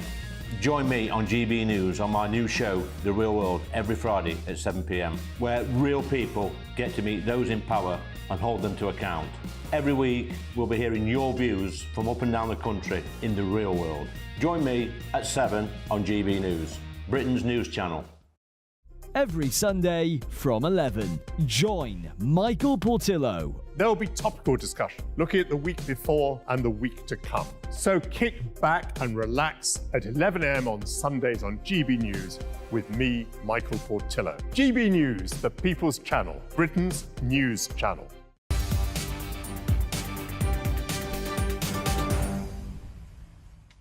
Welcome back. It's 5:37. You're watching or listening to Martin Daubney on GB News. Now, my favourite part of the show, joined by the queen of primetime political debate, it is Michelle Dewberry. Jubes, what's on your menu? Hello, Martin. Well, of course, to quote George Galloway, I'm going to talk about spanking. Of course, that is what has happened to the government today. I've just heard you talking about that in the Lords. So I want to look at what does that mean for the Rwanda plan. One of the Lords as well basically says that the government seems to think that they're in 1984, that novel. He says that we don't have a dictatorship, we have a democracy, which is quite interesting, actually, because you've had calls today for some MPs to be banned from interacting with protest groups such as the Palestinian Solidarity Campaign, Just Stop Oil and all those kind of guys. So is that a good suggestion or not? You've got Michael Gove looking at the definition of extremist. What should that word be defined as? Because, of course, perhaps we need to update that definition now. Also, as well, budget week. So I'm asking, what do the viewers want to see in that? And I've just seen you there, of course, mentioning George Galloway. Well, he is indeed our newest MP. What do people make of that? And he has been talking tough, hasn't he, about his impact on the Labour Party at a general election. Is that to be believed or not? So much to get stuck into tonight. Sounds superb. That's Jubes & Co. 6 till 7 right after this. Thank you very much. Now, Vice President of the USA, Kamala Harris, has called for an immediate ceasefire in Gaza. Speaking in Alabama yesterday, she called out Israel for failing to act to ease the humanitarian catastrophe. And given the immense scale of suffering in Gaza, there must be an immediate ceasefire. Well, demonstrators said that their position is entirely aligned with the US and that they agree that they want to see a sustained humanitarian pause, but that the right conditions must be in place for a lasting ceasefire, including the release of all hostages and Hamas to be no longer in charge of Gaza. Well, I'm joined now by Colonel Richard Kemp, former British Army commander, who's always a pleasure and an expert on this topic. Colonel Kemp, well, the last time we spoke, you said that the people who will be the most happy about a ceasefire will be Hamas. And now we have Kamala Harris joining the likes of the UN, Red Cross and South Africa. I'm afraid, Colonel Kemp, we'll have to come back to you soon because now we have to cross live to President Trump. It was the leading candidate or a candidate that was well It's down. not President Trump. On the totem pole, you cannot take somebody out of a race. The voters can take the person out of the race very quickly, but a court shouldn't be doing that, and the Supreme Court saw that very well, and I really do believe that will be a unifying factor, because while most states were thrilled to have me, there were some that didn't, and they didn't want that for political reasons. They didn't want that because of poll numbers, because the poll numbers are very good. We're beating President Biden in almost every poll. New York Times came out yesterday with a very big poll for us. So they didn't like that, and you can't do that. You can't do what they tried to do. And hopefully Colorado, as an example, will unify. I know there's tremendous support. They've brought our support up very strong in Colorado, because people in Colorado thought that was a terrible thing that they did. And while we're on the subject, and another thing that will be coming up very soon will be immunity for a president, and not immunity for me, but for any president. If a president doesn't have full immunity, you really don't have a president, because nobody that is serving in that office will have the courage to make, in many cases, what would be the right decision, or it could be the wrong decision. It could be, in some cases, the wrong decision, but they have to make decisions, and they have to make them free of all terror that can be rained upon them when they leave office, or even before they leave office. And some decisions are very tough. I can tell you that as a president, that some decisions to make are very tough. I took out ISIS, and I took out some very big people from the standpoint of a different part of the world. Two of the leading terrorists, probably the two leading terrorists ever that we've ever seen in this world. And those are big decisions. I don't want to be prosecuted for it. Another president wouldn't want to be prosecuted for it. It had a tremendously positive impact. It stopped everything cold. And sometimes you have to make, they were tough decisions. Sometimes you have to make decisions like that. When you make a decision, you don't want to have your opposing party or opponent, or even somebody that just thinks you're wrong, bring a criminal suit against you, or any kind of a suit when you leave office. I have that right now at a level that nobody's ever seen before. I have rogue prosecutors, and I have rogue judges. I have judges that are out of control. And it's a very unfair thing for me, but serving perhaps as a sample to others of what should not be happening when you make good decisions. And in my case, the economy was great. We didn't go into any wars. We totally defeated ISIS. We provided the largest tax cuts in history. We provided the largest regulation cuts in history. But think of it, no wars. We beat ISIS 100% of the caliphate. And there were no wars. We did a job that was great, but maybe I wouldn't have done that. The caliphate, defeating them, was very powerful. It was going to take 4 years. It took me 4 months. But it was a very strong dictum that I gave. I said, get them, defeat them, end it. We were fighting for 20 years against ISIS, and we did it very quickly. I don't want to be prosecuted. In that case, it worked out very well. There will be some things that perhaps don't work out so well, but I don't want to be prosecuted because I decided to do something that is very much for the good of the country and actually for the good of the world. A president shouldn't have that on his mind, and he has to have a free and clear mind when he makes very big decisions, or it's going to be nothing more than a ceremonial post. You'll be president, it'll be a wonderful thing, and you won't do anything because you don't want to be hit by your opponent or hit by somebody else, because who wants to leave office and go through what I've gone through?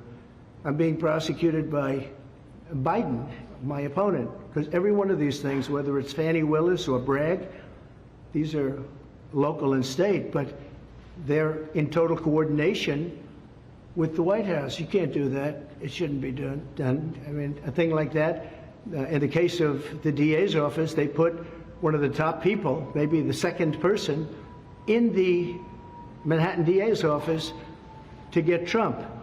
They had a Hillary Clinton lawyer leave the law firm, very prestigious big law firm, leave the law firm to go into the DA's office to get Trump, Pomerantz, Mr. Pomerantz.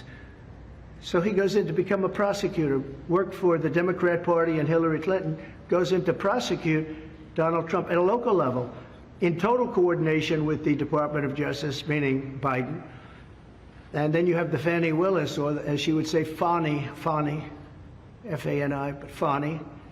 And she hired somebody, knew the person long before this horrible prosecution took place. And she went out and she paid him an unbelievable amount of money, more money than he ever had dreamt possible, much more money than other people that do that for a living. He never did it at all, had no experience in it at all.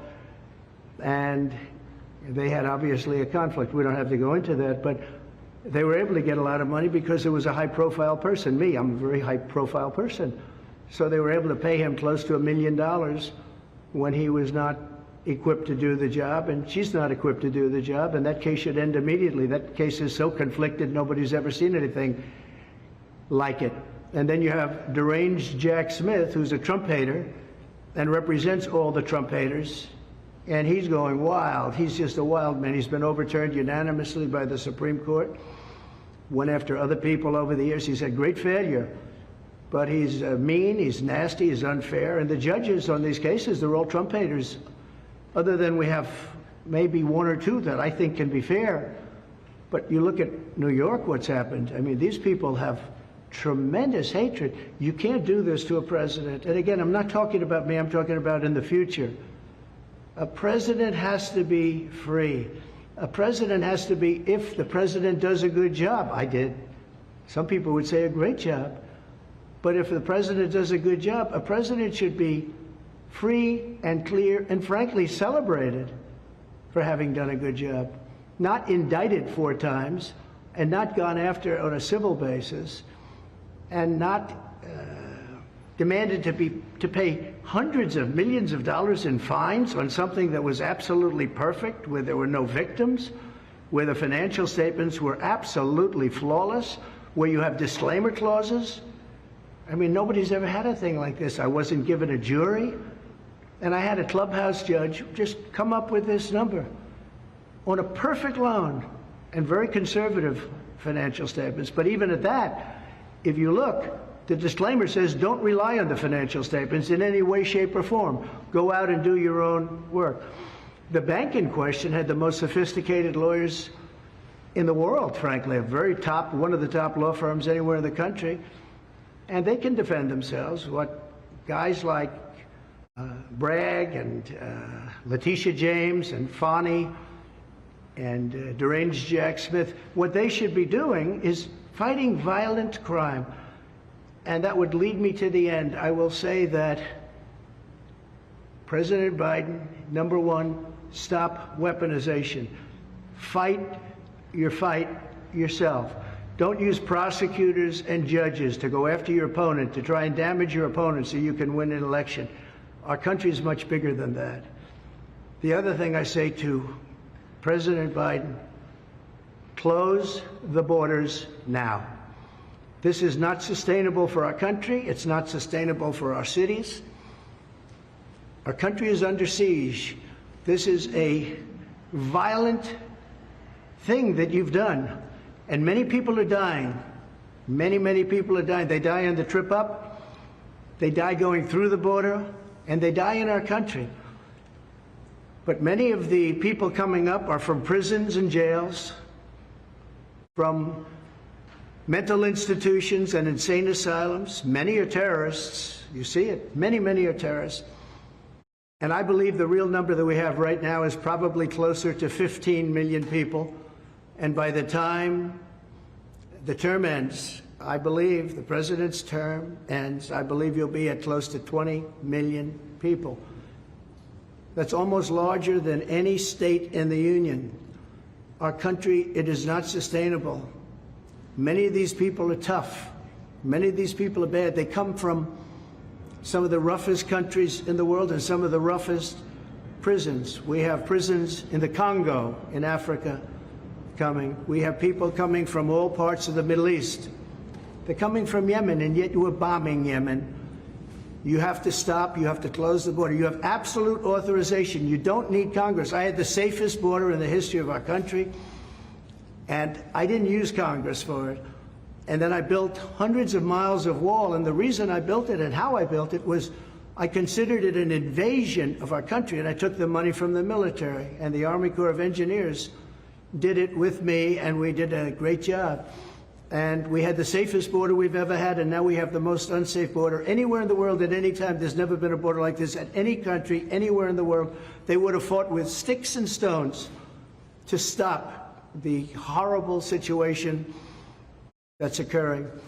Our people can't stand it, and the people coming in really can't stand it because they're dying. Many are dying on the trip up, and they're dying in the country. And also, many of the people are criminals, and they're doing tremendous harm. I call it migrant crime. It's migrant crime. It's a new category of crime.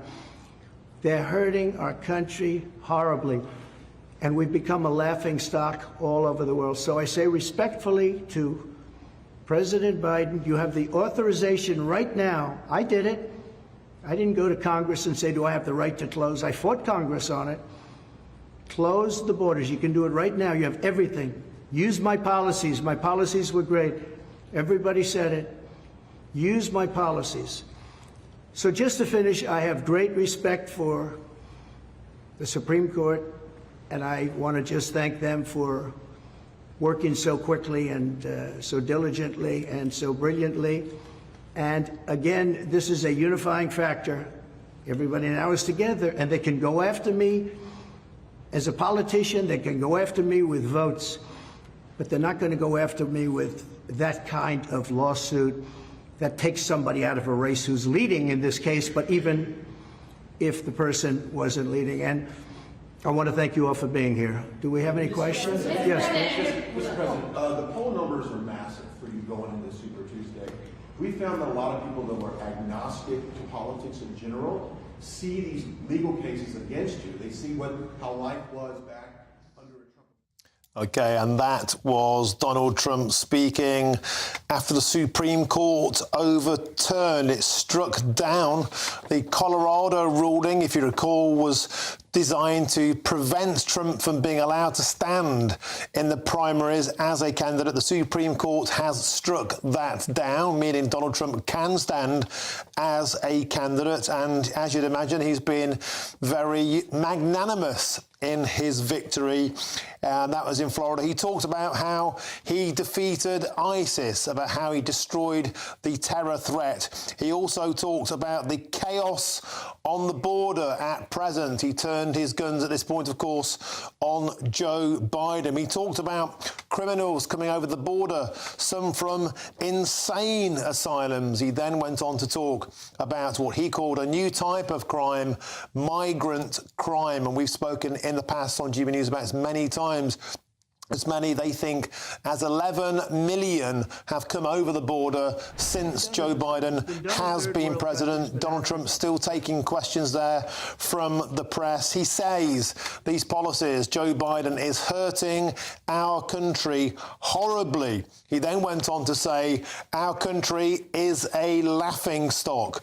We are internationally a laughingstock. And then he urged, just to add insult to injury to Joe Biden, he urged Joe Biden to close the borders immediately, he said, to save America. And he even goaded him, saying, use my policies to get this job done.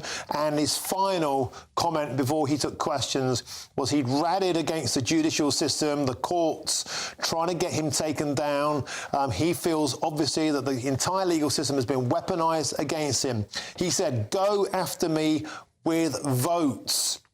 Clearly saying, if you believe I should be taken down, if you don't like what I stand for, that's fine, but put me on the ticket. Let's have this out electorally, democratically. Don't weaponize the courts to take me down. Just capping finally, Donald Trump speaking there in Florida, the Supreme Court striking down the Colorado ruling to remove Trump from the ballot. He now will be allowed to stand on that ballot. Huge news in American politics. We'll have all, of course, throughout the rest of the year before November the 5th. Now, I'll be back tomorrow, 3 till 6 p.m. But after this will be Michelle Dewberry, Jubes & Co., 6 till 7. Thanks for your company.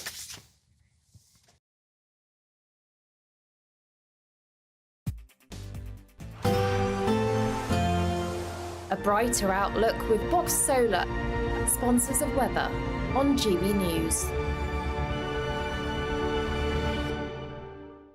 Evening. Welcome along to your latest weather update from the Met Office for GB News. Bit of fog forming overnight. Wet weather's pushing its way northwards. And then tomorrow, well, a few showers, but for many, it's going to be a fine day. Far from fine out there this evening, though. Low pressure has been moving in, bringing some wet weather across the southwest, and these weather fronts continue to track north overnight. Nothing too heavy for most, but a damp, dank kind of night as it turns quite misty and murky. A few fog patches around. Touch of frost possible through parts of Wales and southwest England. Most towns and cities holding a couple of degrees above freezing, but nevertheless a chilly start, certainly across the Midlands. And it will be quite murky here. Some fog patches for central and eastern parts of England. Rain and drizzle over eastern England and lingering in northeast Scotland. Bit of a wet start for parts of Northern Ireland too. That rain will spread into western Scotland, but for a good chunk of the country it'll be a dry and a bright day once we've lost the morning mist and fog. But some heavy showers across the southeast. Temperatures here could reach 12 Celsius for most, 10 or 11 degrees. The wind's fairly light though, so probably feeling a touch warmer than today. A touch of frost returns though on Tuesday night into Wednesday morning, and Wednesday looking fairly grey again in eastern areas with a few light showers possible, and many western areas dry and bright with some decent spells of sunshine. Temperatures again where it's grey 8 or 9, with a bit of sunshine 11 or 12. That warm feeling inside from Boxed Boilers, sponsors of weather on GB News. I think the most exciting bit for me is talking to people. People who I think are ignored often by the major news channels. We're going to give news they want to hear. There's a voice there that needs to be heard. I think there's a chance here for a diversity of opinion to be expressed, which you don't find elsewhere. It's really exciting. We don't hold back. We're free to say how decisions that are taken here affect us all around the country. Only on GB News, the People's Channel, Britain's news channel.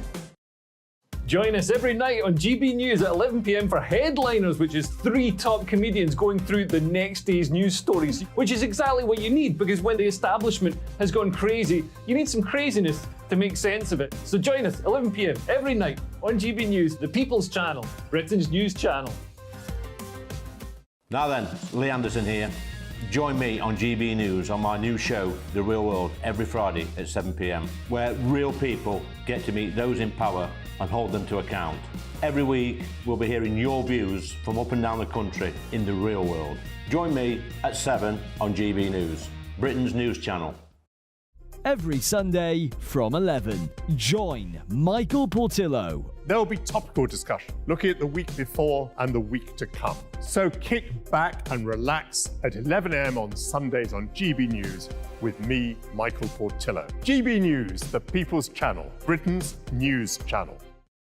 Join us every night on GB News at 11 p.m. for Headliners, which is 3 top comedians going through the next day's news stories, which is exactly what you need, because when the establishment has gone crazy, you need some craziness to make sense of it. Headliners. You don't have to bother reading the newspaper. We've got it covered for you. Every night at 11 p.m. and repeated every morning at 5 a.m. We won't send you to sleep like some of the other paper review shows out there. So join us 11 p.m. every night on GB News, the People's Channel, Britain's news channel. I'm Michelle Dewberry, and I'm not here to tell you what to think. I'd much rather hear what you have to say. So send in your opinions to gbviews@gbnews.com. Keep them clean, and you never know, I might read them out. With my panel here on Jubes & Co, we debate, we get stuck into the issues of the day on a show where all views are welcome, especially yours. GB News, the People's Channel, Britain's news channel. 2024, a battleground year. The year the nation decides. As the parties gear up their campaigns for the next general election. Who will be left standing when the British people make one of the biggest decisions of their lives? Who will rise? And who will fall? Let's find out together. For every moment, the highs, the lows, the twists and turns. We'll be with you for every step of this journey. In 2024, GB News is Britain's election channel.